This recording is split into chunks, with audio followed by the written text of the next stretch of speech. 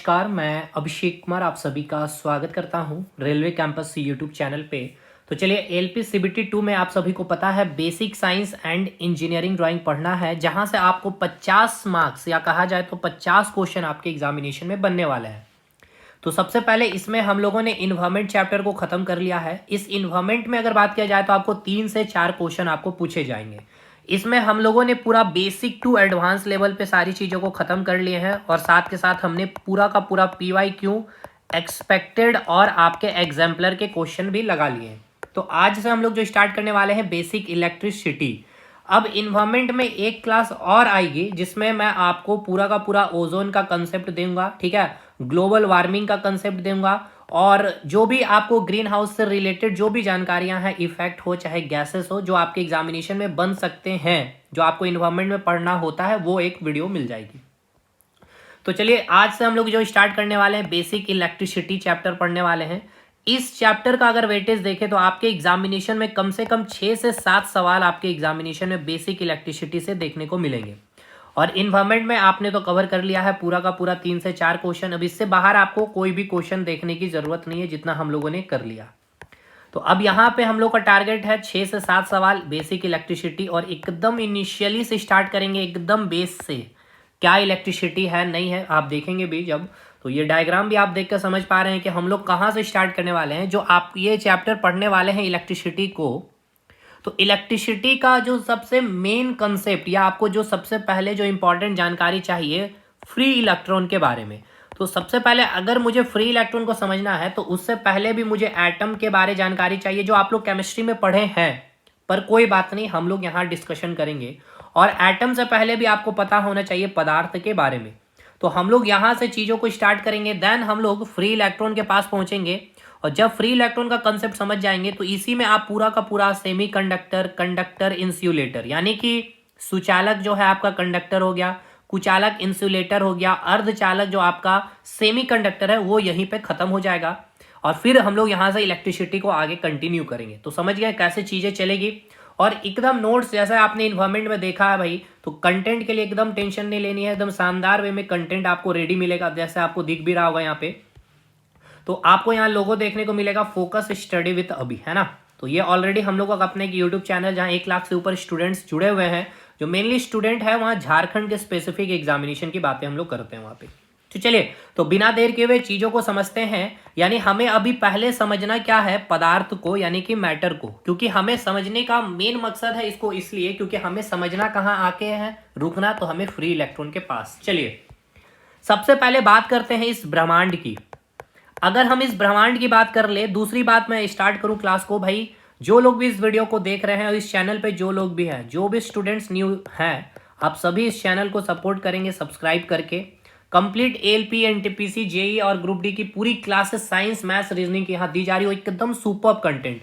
जैसे आप देख पा रहे होंगे, आपने देखा भी है ऑलरेडी, 50 मार्क्स की यहाँ पे मैंने बातें की है, 2019 में ऑलरेडी मैंने किया खुद भी। इसलिए तो एक तो सब्सक्राइब, देन आपको लाइक करना है वीडियो में और कमेंट करना है कि इस बेसिक इलेक्ट्रिसिटी का आपका पार्ट 2 आपको चाहिए या नहीं चाहिए। एकदम बेसिक से मैं स्टार्ट करूंगा भाई। चलिए अब बात करते हैं इस ब्रह्मांड की। तो अब ये जो ब्रह्मांड जो आप देख रहे हैं, या जो ये अर्थ को आप ये जो पृथ्वी को देख रहे हैं, ये मात्र और मात्र 2 चीजों से मिलकर के ही बनी है। एक तो आपका है वो पदार्थ, जिसको हम लोग हिंदी में कहते हैं पदार्थ और इंग्लिश में कहते हैं मैटर, और एक है आपका एनर्जी। एक क्या हो गया आपका एनर्जी, जिसको हिंदी में हम लोग कहेंगे ऊर्जा। यहां तक चीजें क्लियर है या नहीं, ये बताइएगा। यानी हमने आपको क्या बताया, ये जो ब्रह्मांड है, ये ब्रह्मांड केवल और केवल 2 चीजों से मिलकर के बनी है, एक पदार्थ और एक एनर्जी। अब हम पदार्थ किसको कहेंगे और एनर्जी किसको कहेंगे, ये सबसे इंपॉर्टेंट चीज है समझना। लेकिन इससे भी इंपॉर्टेंट, चलिए साइंस में आपको मैं फिजिक्स, केमिस्ट्री और बायोलॉजी का बाइफर्केशन कर देता हूं। ये जो आप एनर्जी की जो बातें करते हैं, इस एनर्जी की बातें हम लोग फिजिक्स में करते हैं। और ये जो आप पदार्थ को देख रहे हैं, ये पदार्थ को हम लोग केमिस्ट्री में और बायोलॉजी में पढ़ते हैं। अब आप कहेंगे कि पदार्थ, केमिस्ट्री और बायोलॉजी दोनों कैसे, तो देखिए वो पदार्थ जो नॉन लिविंग होगा, यानी कि जो जीवित नहीं होगी, वो केमिस्ट्री में, और वो पदार्थ जो लिविंग होगा उसको हम लोग स्टडी बायोलॉजी में करते हैं। और यही पदार्थ को हम लोग यहाँ बायोलॉजी में पदार्थ ना कह करके सेल का नाम देते हैं, कोशिका, जो एक लिविंग क्या है आपका मॉलिक्यूल्स है या सेल कहते हैं जिसको, ठीक है। तो फिजिक्स में क्या स्टडी करेंगे हम लोग, एनर्जी के बारे में। केमिस्ट्री में हम लोग वो मैटर का स्टडी करते हैं जो नॉन लिविंग है, और बायोलॉजी में हम वो मैटर या फिर वो पदार्थ का स्टडी करते हैं जिसको हम लोग कोशिका या सेल का नाम देते हैं, जो क्या है आपका लिविंग है। लेकिन मेन सबसे इंपॉर्टेंट बात यह है कि हम पदार्थ कहेंगे किसको, कैसे पहचान करेंगे, क्योंकि अगर ये ब्रह्मांड केवल दो चीजों से मिलकर के ही बनी है, तो मैं अगर बता दूं ये पदार्थ है, तो सिंपल सी बात है अगला चीज क्या होगा, एनर्जी होगी, क्योंकि तीसरा कोई चीज है ही नहीं।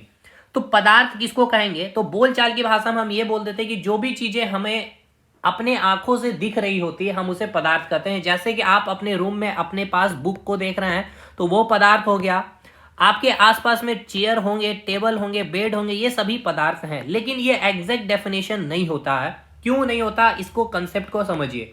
पदार्थ की पहचान करने के लिए हमारे पास दो शर्तें हैं।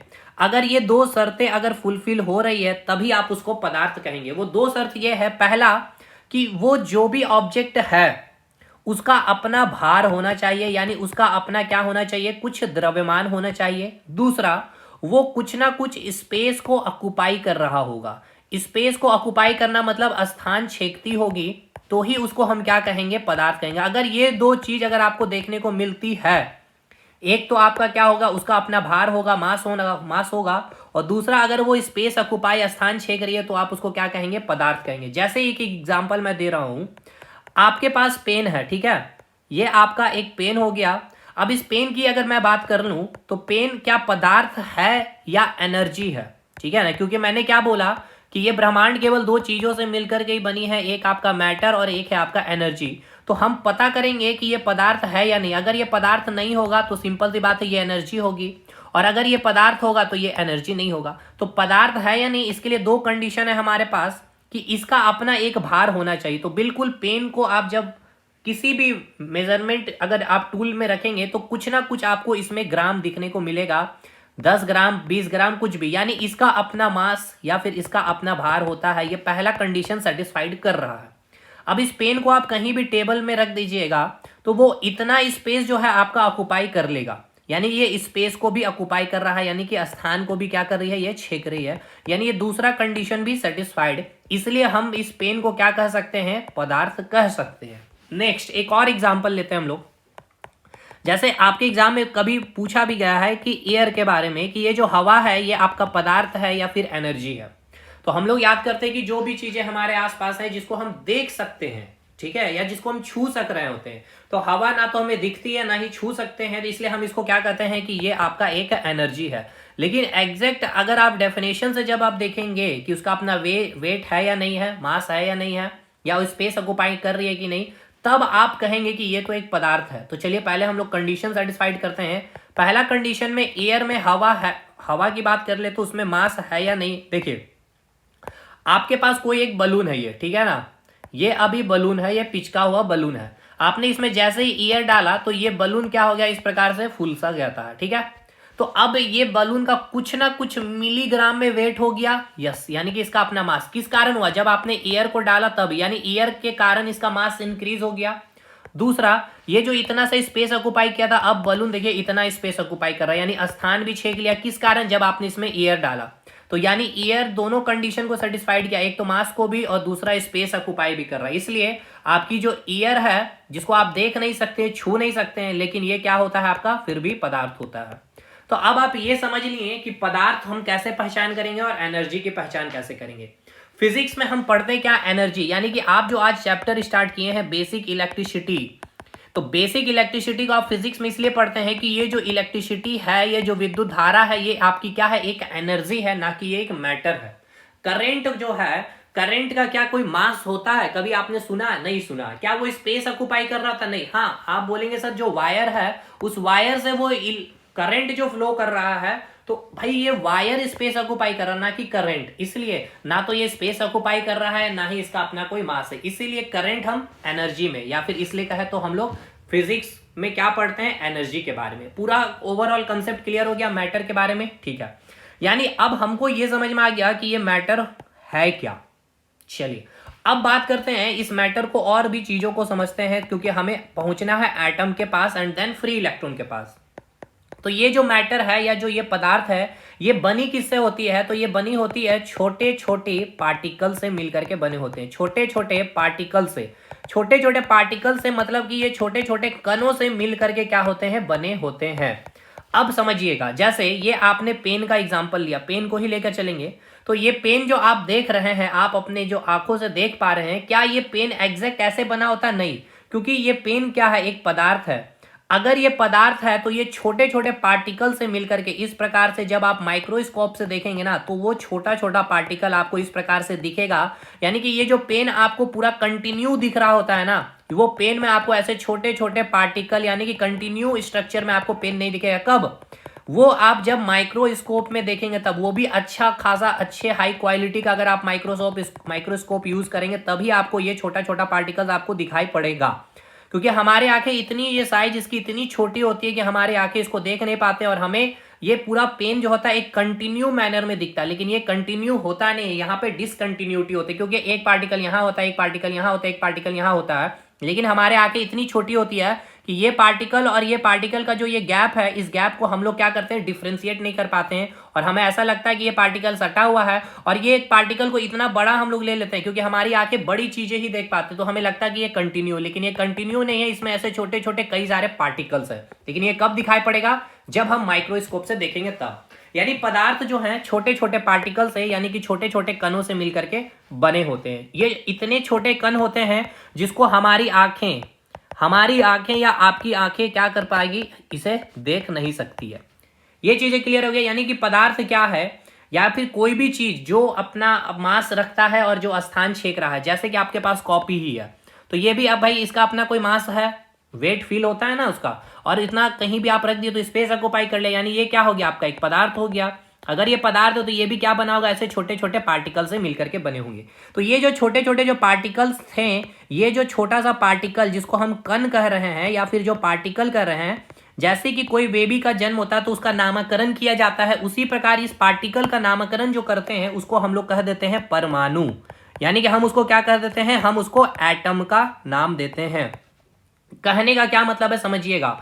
अभी हमने ये बतलाया कि ये जो पदार्थ है, ये पदार्थ क्या है, किसको कहेंगे? जो अपना क्या करेगा? मास रखेगा, दो कंडीशन मैंने आपको बताया है, और जो स्पेस ऑक्युपाई करेगा। नेक्स्ट, ये पदार्थ बने कैसे होते हैं? छोटे छोटे पार्टिकल से या कणों से मिलकर के बने होते हैं। ऐसे छोटे छोटे पार्टिकल्स आपको मिलियंस में प्रेजेंट होते हैं किसी भी मैटर में, या बिलियंस में प्रेजेंट होते हैं, जिसको हमारी और आपकी आंखें देख नहीं पाते। अब यही जो पार्टिकल और जो कण है, इसका ही हम लोग नामकरण किसमें कर देते हैं? इसको ही हम लोग नाम दे देते हैं एटम का या फिर परमाणु का। यहां तक समझ में आया? यानी हम अब कहां पहुंच चुके हैं? मैटर समझने के बाद अब हम आ चुके हैं परमाणु। यानी कि परमाणु क्या है? वो जो छोटे छोटे जो पार्टिकल से जो आपका कोई पदार्थ बना होगा, जैसे कि आप अपने बेड में सो रहे होंगे, तो बेड जिस लकड़ी की बनी है, तो ये लकड़ी भी क्या है? एक मैटर है। क्यों? क्योंकि इसका अपना मास है और ये स्पेस ऑक्युपाई कर रहा है, तो ये लकड़ी भी छोटे छोटे पार्टिकल से मिलकर, यानी कि छोटे छोटे पार्टिकल्स का नाम क्या हो गया? एटम हो गया। अब आइए, जब ये एटम का जब हमने स्टडी किया, ठीक है ना, जब डाल्टन साहब ने स्टडी किया तो इसने फिर बहुत सारे थ्योरी दी है जो एटॉमिक स्ट्रक्चर में हमने पढ़ा। फिर उसकी जो थ्योरी थी उनको रदरफोर्ड ने गलत बतलाया, रदरफोर्ड के कुछ थ्योरी को गलत रहा, जिसको नील्स बोर ने आगे सही किया। वो सब हम लोग अपने एटॉमिक स्ट्रक्चर में देखा है। लेकिन अभी हम लोग को इलेक्ट्रिसिटी के पास पहुंचना है, यानी कि फ्री इलेक्ट्रॉन के पास पहुंचना है। तो ये जो परमाणु है या जो एटम है, यानी कि ये जो छोटा सा पार्टिकल है, इस छोटे से पार्टिकल को हम यहाँ बाहर निकालकर एक बड़ा सा पार्टिकल में दिखला रहे हैं। ये इतना बड़ा होता नहीं है, यानी ये क्या है? आपका एक छोटा सा पार्टिकल हो गया। ये आपका क्या है? पार्टिकल है छोटा सा। यही पार्टिकल को हम क्या नाम दे रहे हैं? एटम का नाम दे रहे हैं। यानी ये क्या हो गया? आपका एटम। अब याद रखिएगा, पार्टिकल्स हम लोग नहीं कहेंगे। इस पार्टिकल का नाम देखिए, एक होता है ना बेबी का जन्म हुआ, जिसको बोलचाल में हम लोग कोई भी नाम रख देते हैं, लेकिन स्कूल में उसका एक नाम हो जाता है, वो परमानेंट नाम। तो वही एटम इसका एक परमानेंट नाम हो गया। तो अब इसके ऊपर जब स्टडी किया गया इस एटम के ऊपर, तो ये इतना बड़ा जो आपको दिखाया गया है, सबसे पहले क्लियर रखिएगा, ये इतना बड़ा साइज इसका होता नहीं। इसकी साइज आप यहाँ पे देख पा रहे, जो इतनी इससे भी छोटी होती है। जैसे कि अब इसको मैं आपको फील कराता हूं। आपने रेत देखा होगा, बालू का जो रेत देखा है ना, बालू के रेत में जो छोटे छोटे जो कण होते हैं, या फिर आपने खाने में सुज्जी या हलवा आप जिसको बोलते हैं, उसके जो छोटे छोटे जो पार्टिकल्स है ना, उससे भी छोटे साइज में आपके ये पार्टिकल्स या ये एटम होते हैं। तो यहाँ मैंने बड़ा बनाया क्योंकि हमें समझना है। तो जब इसके ऊपर स्टडी किया गया तो देखा गया ये जो एटम है ये एटम से भी छोटा और भी कोई चीज एग्जिस्ट करता है, जो है आपका इलेक्ट्रॉन, वो है आपका प्रोटॉन और वो है आपका न्यूट्रॉन। मतलब हम जब बात ये कर रहे थे एटम के बारे में तो हमें ये पता चला, डाल्टन साहब ने कहा कि नहीं, सबसे छोटा इस संसार में या इस ब्रह्मांड में कौन है, आपका एटम या पार्टिकल। लेकिन फर्दर और भी जब स्टडी की गई इस एटम के ऊपर तब जाना गया कि इस एटम के अंदर इलेक्ट्रॉन उपस्थित है, प्रोटॉन उपस्थित है, न्यूट्रॉन उपस्थित है। मतलब इस एटम से भी छोटा और भी कोई कण उपस्थित है जिसको हम क्या कर रहे हैं, इलेक्ट्रॉन, प्रोटॉन और न्यूट्रॉन। चलिए, यानी अब हम लोग पहुंच जाएंगे धीरे धीरे इलेक्ट्रॉन, प्रोटॉन और न्यूट्रॉन के पास। तो ये आपका क्या हो गया, एक एटम हो गया। चलिए, यहां तक समझ में आया। अब जब हमने इसके ऊपर जब स्टडी किया तो हमने क्या देखा, ये जो आपका एटम है, एटम के अंदर एक छोटा सा और स्ट्रक्चर मिला जिसको हम क्या नाम दिए, न्यूक्लियस का नाम दिया। देखिए ये मैं बड़ा बड़ा बना के दिखा रहा हूं, इतना बड़ा होता नहीं है कभी भी। यह है आपका न्यूक्लियस, जिसको हिंदी में हम क्या कहेंगे, न्यूक्लियस का स्पेलिंग गलत हो गया, न्यूक्लियस सही है, ठीक है ना। ये क्या हो गया आपका न्यूक्लियस, न्यूक्लियस हो गया, ठीक है ना। यानी इसको हम लोग कहेंगे हिंदी में नाभिक। अब इस नाभिक में हमने क्या देखा, इस नाभिक के अंदर में आपका एक प्रोटॉन उपस्थित है और यहां पे न्यूट्रॉन उपस्थित है। P4 हो गया आपका प्रोटॉन, एक कण है ये भी आपका, सबसे छोटा कण है ये भी, और N भी क्या है आपका, एक कण है, इसको हम क्या कह रहे हैं, न्यूट्रॉन कह रहे हैं, ठीक है। और इसके बाद हमने देखा ये कि ये जो आपका नाभिक है, इस नाभिक के चारों ओर कई सारे ऐसे कक्षा हैं यानी ऑर्बिट है, जिसपे क्या है, बहुत सारे इलेक्ट्रॉन घूम रहे हैं। इसके ऊपर क्या कर रहे हैं, इलेक्ट्रॉन इस प्रकार से घूम रहे हैं, ठीक है ना। यहां पे क्या कर रहे हैं, इलेक्ट्रॉन इस प्रकार से घूम रहे हैं। तो सबसे पहला आपसे ये सवाल पूछा जाएगा कि जो न्यूक्लियस है, न्यूक्लियस में क्या उपस्थित होता है, इलेक्ट्रॉन, प्रोटॉन या न्यूट्रॉन। तो अभी आपको मैंने बताया कि न्यूक्लियस के अंदर क्या प्रेजेंट है, देख सकते हैं आप, न्यूक्लियस के अंदर क्या प्रेजेंट है, एक तो आपका प्रोटॉन होता है और एक होता है आपका न्यूट्रॉन।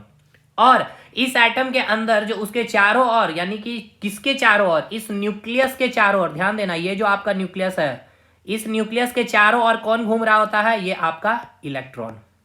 क्लियर है। क्या इलेक्ट्रॉन न्यूक्लियस के अंदर उपस्थित है, नहीं, इलेक्ट्रॉन न्यूक्लियस के अराउंड एक ऑर्बिट में एटम के अंदर, ये क्या है आपका, एक एटम है, इस एटम के अंदर घूम रहा है। अब समझिए इसको, एक अपने घर से हम लोग रिलेट करेंगे। ये जो एटम है, ये एटम आपका होम हो गया, ठीक है, यानी ये हम लोगों का क्या हो गया, ये आपका घर है, ठीक है। घर के अंदर क्या है भाई, बहुत सारे रूम होंगे। तो एक ऐसा रूम होगा, ठीक है ना, इस रूम की अगर हम बात करें जिसको हम न्यूक्लियस कर रहे हैं, ये है आपका न्यूक्लियस एटम के अंदर, ठीक है, NECULES न्यूक्लियस जो है, इस न्यूक्लियस को हम बोल रहे हैं, ये न्यूक्लियस के अंदर है, ये पेरेंट्स का रूम है ये। यानी ये रूम एक ऐसा रूम है जिसमें पेरेंट्स लोग रहते हैं, चाहे वो पेरेंट्स में कोई भी हो सकते हैं, दादा दादी हो सकते हैं, नाना नानी हो सकते हैं, पापा मम्मी हो सकते हैं, चचा चाची, ये सारे पेरेंट्स, मतलब घर के जो बड़े हैं या जो बड़े बुजुर्ग हैं, ये न्यूक्लियस यहाँ पे उपस्थित होंगे। यानी न्यूक्लियस कहने का मतलब क्या हो गया, पेरेंट्स का रूम हो गया, यानी कि यहाँ पे पेरेंट्स होंगे। अब इस घर के अंदर बहुत सारे रूम है इस प्रकार से। अब इस रूम में क्या है, जो छोटे लोटे लोग हैं, जैसे आप हो गए, आपके भाई हो गए, आपके बहन हो गए, आपके कोई कजन है जो यहाँ रह रहे होंगे, वो हो गया आपका इलेक्ट्रॉन। यानी जो आप हैं वो क्या है, आप इलेक्ट्रॉन हो गए। यानी ये सारे रूम में क्या होंगे, इलेक्ट्रॉन है, यानी आप है, यानी कि आप जैसे जो उम्र के लोग होंगे, समझ रहे हैं ना, आपके भाई हो सकते हैं, आपके बहन हो सकते हैं, आपके कजन में कोई भी हो सकते हैं, तो वो लोग क्या हो गए, इलेक्ट्रॉन हो गए। यानी कि इलेक्ट्रॉन का मैं आपको कैसे कंपैरिजन क्या हूं, तो इलेक्ट्रॉन को आपको ऐसे रिप्रेजेंट कर रहा हूं कि ये आप हैं, ठीक है ना। चलिए, या आपके कोई दोस्त आ गए तो ये सारे रूम में ही रहेंगे, ठीक है ना। ये पेरेंट्स रूम में कौन जाएंगे, जो पेरेंट्स है, जो बड़े बुजुर्ग है। यानी कि इस पेरेंट्स रूम को, न्यूक्लियस को हमने क्या कहा, पेरेंट्स का रूम हो गया ये। तो अब इस पेरेंट्स रूम में कौन उपस्थित है, एक तो आपका प्रोटॉन है और एक आपका न्यूट्रॉन है। तो प्रोटॉन में आप यहाँ पे जो आपके बुजुर्ग हैं या घर में गार्जियन हो गए, पापा और माता पिता, ठीक है ना, माता पिता हो गए यहाँ पे पेरेंट्स में। यानी कि प्रोटॉन को मैं रिप्रेजेंट कर रहा हूँ पिताजी से, और N न्यूट्रॉन हो गया उनके माता जी से, ठीक है ना। ये कोई भी हो सकते हैं, यहाँ पे चाचा भी हो सकते हैं, यहाँ चाची भी हो सकते हैं, यहाँ दादा भी हो सकते हैं, यहाँ दादी भी हो सकते हैं, जो भी होना होगा यहाँ पे, मतलब पेरेंट्स तो होंगे। तो अभी हमने ये देख लिया कि जो आपका एटम है, ये जो आप एटम को देख रहे हैं, ये एटम को हमने किससे किया है कंपैरिजन, होम से। और ये जो आपका न्यूक्लियस दिख रहा है, ये न्यूक्लियस किससे है, एक पेरेंट्स का रूम है, जिसमें क्या है, प्रोटॉन और न्यूट्रॉन। प्रोटॉन न्यूट्रॉन मतलब माता पिता या चचा चाची जो भी हो सकते हैं, और ये जो इलेक्ट्रॉन है, ये इलेक्ट्रॉन कौन है? आप हैं। यहां तक कीजिए, समझ में आई? कोई दिक्कत? कोई दिक्कत नहीं। अब सबसे पहले बात करते हैं कि ये जो पेरेंट्स का जो रूम आपने देखा है, मैं लिख रहा हूं यहाँ पेरेंट्स का रूम है, ठीक है ना, ये पेरेंट्स रूम है, यानी कि ये क्या हो गया आपका? न्यूक्लियस हो गया, यानी ये नाभिक हो गया। न्यूक्लियस बोले तो ये नाभिक हो गया। अब इस नाभिक के अंदर क्या क्या उपस्थित है? एक है आपका प्रोटॉन और एक है आपका न्यूट्रॉन। तो अब हम लोग प्रोटॉन के बारे में, न्यूट्रॉन के बारे में थोड़ा सा जानते हैं, जानकारी लेते हैं। इससे पहले हम लोग जानते हैं नाभिक के बारे, यानी कि जो नाभिक जो न्यूक्लियस है। तो चलिए सबसे पहले हम लोग न्यूक्लियस के बारे में थोड़ा सा गहन चिंतन करते हैं, न्यूक्लियस के बारे में, ठीक है ना। किसके बारे में? न्यूक्लियस के बारे में। NUCLEUS, ठीक है ना, यूएस, न्यूक्लियस बोले तो नाभिक। अब यहां से जितने सवाल बनते हैं एग्जामिनेशन में वो सब कुछ कवर करेंगे। ये सारा पॉइंट आपका लिखा हुआ नोट्स में, सबसे पहले दिखा दूं ताकि आप परेशान ना हो। जैसे कि यहाँ पे आएंगे तो देखिए सबसे पहले न्यूक्लियस के बारे में आपको एक एक पॉइंट आपको यहाँ पे देखने को मिल जाएगा। यहाँ पे आप देखिए, यहाँ पे आपका देखिए ये रहा आपका न्यूक्लियस, यहाँ से सारी बातें न्यूक्लियस में लिखी गई है। चलिए इसको हटाइए, पहले आते हैं पॉइंट में, हम लोग डिस्कशन करते हैं जहाँ है। तो हमें बात करना है किसके बारे में? न्यूक्लियस के बारे में, ठीक है। हमें बात करनी है न्यूक्लियस के बारे में। तो सबसे पहले आपको ये क्वेश्चन पूछा जाएगा, जो ये न्यूक्लियस है, इस न्यूक्लियस की खोज किसने की थी? पहला सवाल आपसे यही पूछा जाता है कि ये जो न्यूक्लियस है, यानी कि ये न्यूक्लियस मतलब समझ रहे ना, पेरेंट्स का जो रूम हो गया आपका, ठीक है, ऐसे याद रखेंगे आप। तो इस पेरेंट्स का रूम यानी कि इस न्यूक्लियस का खोज किसने किया था? तो रदरफोर्ड साहब ने किए थे, रदरफोर्ड साहब ने किए थे।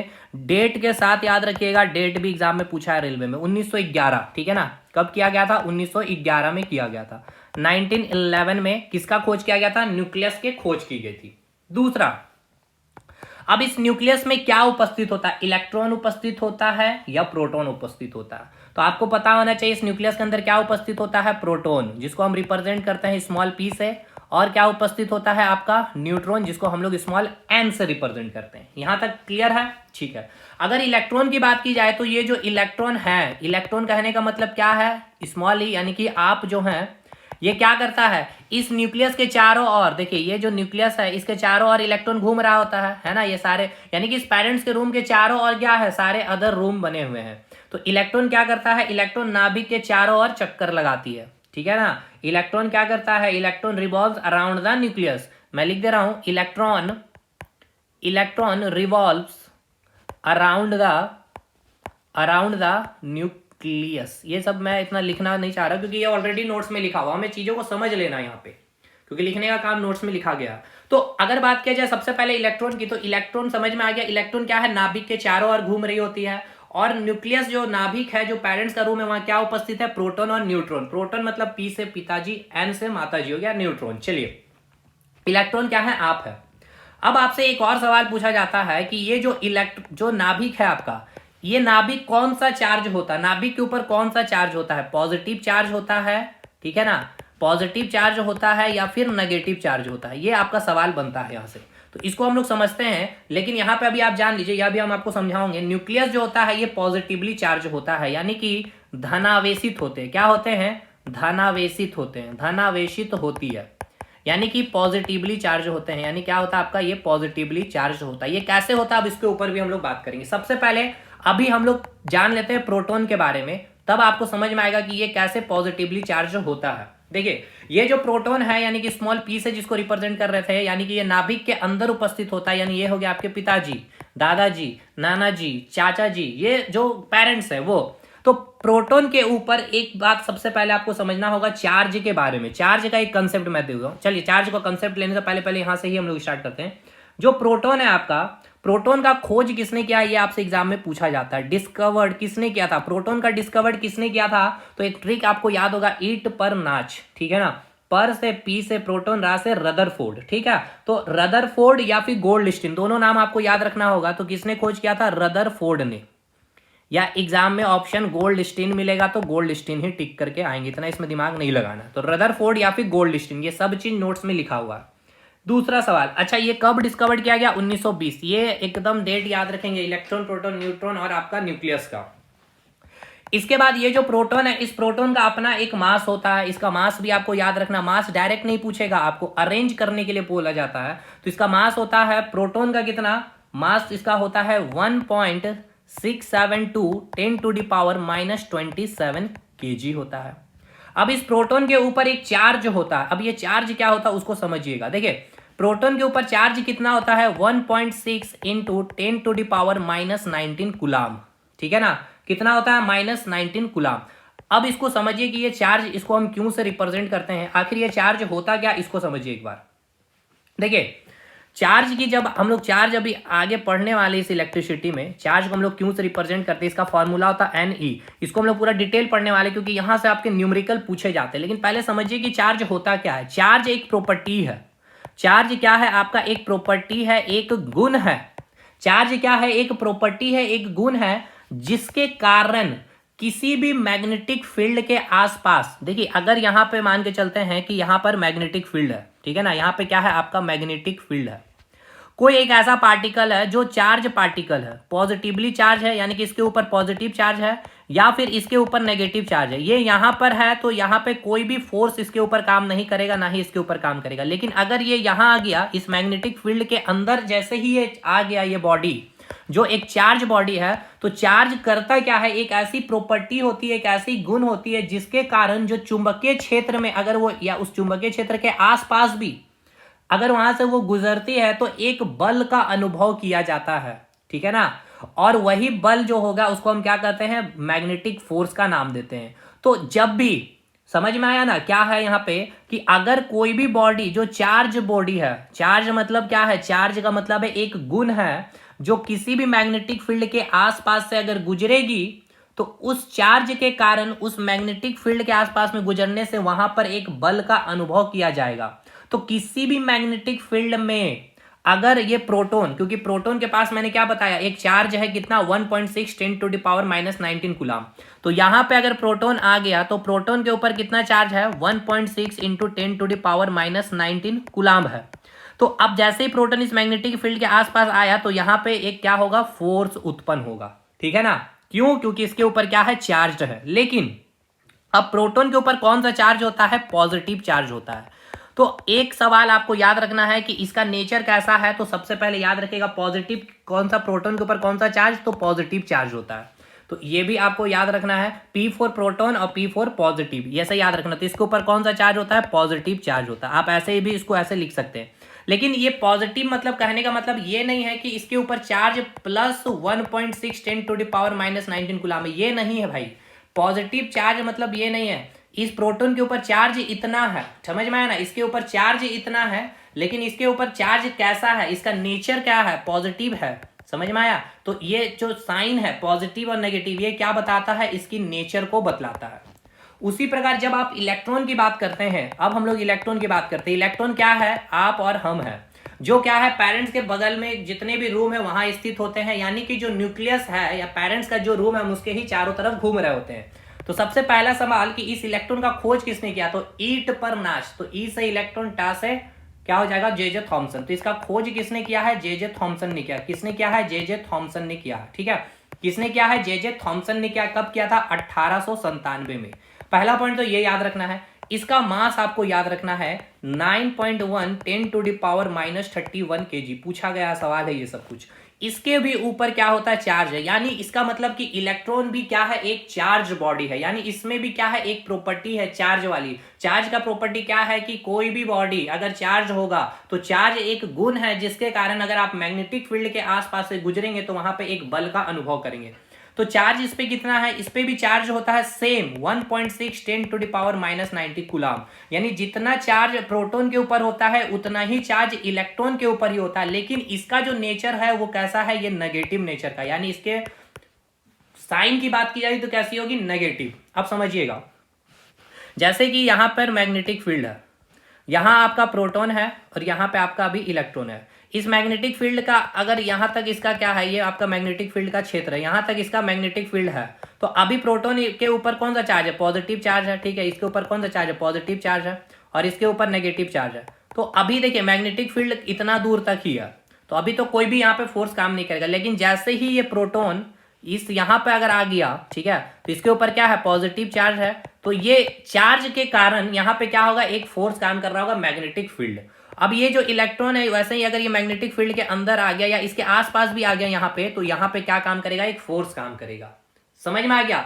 लेकिन ये जो आपने नाभिक को जो देखा है, यानी पेरेंट्स का जो रूम था आपने देखा, यहाँ पे प्रोटॉन भी है, ठीक है, और न्यूट्रॉन है, लेकिन ये जो न्यूट्रॉन है इसके ऊपर कोई भी चार्ज नहीं होता है। ये क्या होता है, एक उदासीन होता है, एक न्यूट्रल होता है। तो अगर यहाँ पे न्यूट्रॉन की बात की जाए, जिसको स्मॉल एन से लिखते हैं, इसके ऊपर कोई भी चार्ज नहीं है, तो न्यूट्रॉन अगर यहाँ पे आ जाएगा मैग्नेटिक फील्ड के अंदर भी ना, तो यहाँ पे कोई भी फोर्स काम नहीं कर रहा होगा, कोई भी बल का अनुभव आप नहीं करेंगे यहाँ पे, क्योंकि इसके ऊपर कोई चार्ज नहीं है। तो एक सवाल तो आपसे ये पूछा जाता है कि जो चार्ज जो है इलेक्ट्रॉन पे और जो प्रोटॉन पे, किस पे मतलब कितना है, कौन, मतलब कि जो चार्ज है, ठीक है ना, चार्ज को हम क्यों से रिप्रेजेंट करते हैं, तो चार्ज ऑन इलेक्ट्रॉन और चार्ज ऑन प्रोटॉन कौन सबसे ज्यादा है, किसके ऊपर चार्ज सबसे ज्यादा है। तो देखिए हम लोगों को क्या कंफ्यूजन होता है, हमने अभी आपको बताया कि इलेक्ट्रॉन के ऊपर जो चार्ज होता है 1.6 10⁻⁻19 कूलाम, और प्रोटॉन के ऊपर भी चार्ज होता है 1.6 10⁻⁻19 कूलाम। लेकिन अभी हमने बताया कि इलेक्ट्रॉन का नेचर होता है नेगेटिव और इसका होता है पॉजिटिव, तो इसलिए हम लोग इसको ऐसे लिख देते हैं। अब इस कारण हमें ऐसा लगता है कि इसकी वैल्यू है -1.6 और इसका वैल्यू है +1.6, मतलब ये नेगेटिव में है और ये पॉजिटिव में है, जिसके कारण हम लोग बोलते हैं कि charge on proton is greater than charge on electron. लेकिन ये गलत है, चार्ज जो इलेक्ट्रॉन पे है उतना ही चार्ज आपका प्रोटॉन पे है, कितना, 1.6 10⁻⁻19 कूलाम। समझ में आया मैं क्या कहना चाह रहा हूं। ये नेगेटिव और पॉजिटिव क्या है, ये नेचर को बतला रहा है, केवल उसकी प्रकृति कैसी है उसको बतला रहा है। अब आइए, इलेक्ट्रॉन हो गया, अब न्यूट्रॉन के बारे में बात कर लेते हैं। तो न्यूट्रॉन के बारे में बात किया जाए, न्यूट्रॉन यानी न्यूट्रॉन में आपके ये माता हो गए, ठीक है ना, जो पेरेंट्स के रूम में रहेंगे, नाभिक के अंदर रहेंगे, न्यूक्लियस में रहेंगे। तो सबसे पहले आपको इसका खोज पूछा जाएगा। तो इलेक्ट्रॉन पर नाच में यानी कि ना से न्यूट्रॉन, चा से चैडविक हो गया। तो इसकी खोज किसने किया है, तो चैडविक साहब ने किए थे। किसने किया था, चैडविक साहब ने किया। तो न्यूट्रॉन की खोज चैडविक साहब 1932 में हुआ है इसकी खोज। इसका मास अगर पूछा जाए तो इसका मास होता है 1.675, यहां कर लेंगे केवल, 10⁻⁻27 kg, 10⁻⁻27 kg। अब मास देखिए, इसका मास जो है न्यूट्रॉन का 1.675 10⁻⁻27 kg, और इसका मास है 1.67 10⁻⁻27 kg, मतलब अप्रॉक्स इक्वल मास होता है प्रोटॉन और न्यूट्रॉन का। लेकिन फिर भी अगर कंपैरिजन करेंगे तो देखिए यहाँ 1.672 है और यहां देखेंगे तो 1.67 है, तो न्यूट्रॉन का मास प्रोटॉन से थोड़ा सा ज्यादा होता है। अब इसके बाद आपको इसमें याद रखना है कि इसमें चार्ज कितना होता है, तो याद रखिएगा इसमें चार्ज 0 होता है, यानी ये कैसा होता है, न्यूट्रल होता है, यानी कि ये आपका उदासीन होता है। अब यहां तक समझ में आया। तो पहला सवाल आपको यह समझ में आ गया कि charge on electron equals to charge on proton, ठीक है, यानी कि जो इलेक्ट्रॉन पे चार्ज होगा उतना ही चार्ज प्रोटॉन पे होता है, कितना, 1.6 10⁻⁻19 कूलाम। ये एकदम गलती नहीं करेंगे, क्योंकि बहुत लोग गलती करते हैं और सबको लगता है कि इलेक्ट्रॉन पे नेगेटिव चार्ज है तो -1.6 10⁻⁻19 कूलाम है, और इस पे पॉजिटिव चार्ज तो 1.6, तो ये प्लस में लेके इसका चार्ज ज्यादा। तो देखिए दोनों के ऊपर चार्ज इक्वल है, और चार्ज क्या है, चार्ज एक प्रॉपर्टी है, एक गुण है, जिसके कारण जब आप कोई चार्ज बॉडी को कोई मैग्नेटिक फील्ड के पास ले जाते हैं तो वहां पे एक मैग्नेटिक फील्ड का आप अनुभव करते हैं। तो आप इलेक्ट्रॉन को ले जाएंगे तो मैग्नेटिक फील्ड एक बल काम करेगा, आप प्रोटॉन को ले जाइएगा तो भी बल काम कर रहा होगा, लेकिन अगर आप न्यूट्रॉन को ले जाएंगे तो ये आपका एक न्यूट्रल है जिसके ऊपर कोई चार्ज ही नहीं होता। यहां तक क्लियर है। अब एक क्वेश्चन आपको यहां पे पूछा जाता है ये कि मास ऑफ आपका ये हो गया प्रोटॉन, और एक हो गया मास ऑफ न्यूट्रॉन, और एक हो गया मास ऑफ इलेक्ट्रॉन। अब आपको इसका सीक्वेंस अरेंज करना है, कौन सा सीक्वेंस सही है, ठीक है ना, कि मास ऑफ प्रोटॉन का ज्यादा है, मास ऑफ इलेक्ट्रॉन का, मास ऑफ न्यूट्रॉन का, इस प्रकार से आपको अरेंजमेंट मिलेगा, mass of neutron, mass of proton, mass of electron, ठीक है, ये आपको अरेंजमेंट करना है। तो देखिए सबसे पहले अभी मैंने आपको सबका डाटा आपको याद कराया। मास ऑफ इलेक्ट्रॉन कितना होता है, 9.1 10⁻⁻31 kg होता है, अभी मैंने लिखा है। मास ऑफ प्रोटॉन कितना होता है, 1.672 10⁻⁻27 kg होता है। और मास ऑफ न्यूट्रॉन कितना होता है, तो मास ऑफ न्यूट्रॉन होता है 1.675 × 10⁻27 kg। देखिए सबसे पहले एक बात याद रखिएगा, 10 जितना ज्यादा नेगेटिव होगा, यानी कि जितना ज्यादा नेगेटिव होगा, यानी नेगेटिव में जो पावर जितना ज्यादा होगा वो उतना ज्यादा छोटा होगा, ठीक है ना। मैंने ये बोला कि 10 के पावर में अगर नेगेटिव में कोई चीज है तो वो नेगेटिव में जितना ज्यादा है वो उतना छोटा है। तो एक है आपका 10⁻⁻27 और एक है आपका 10⁻⁻31।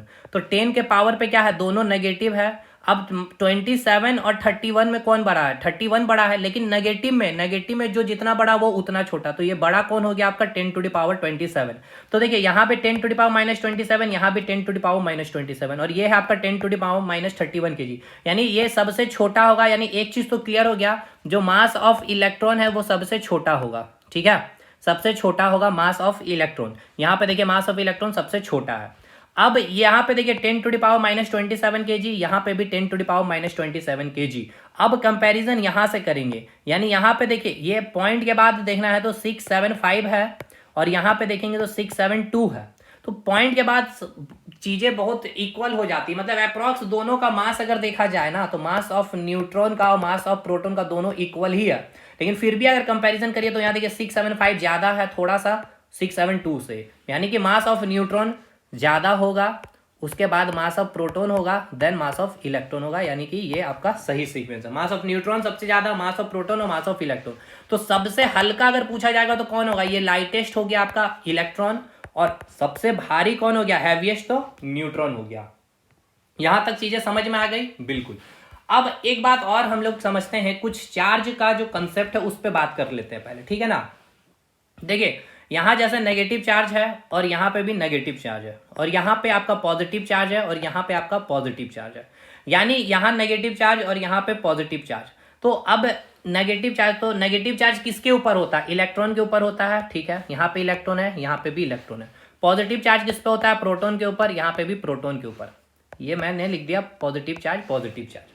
अब एक बात आपको याद रखना है, जो लाइक चार्ज होता है, लाइक चार्ज कहने का मतलब क्या है? सेम चार्ज जब होगा, ठीक है ना, जब सेम चार्ज अगर होगा तो वहां पर रिपल्सन होगा। वहां पे क्या होगा? रिपल्सन, यानी कि वहां पे क्या होगा? प्रतिकर्षण होगा। क्या होगा वहां पे? प्रतिकर्षण होगा।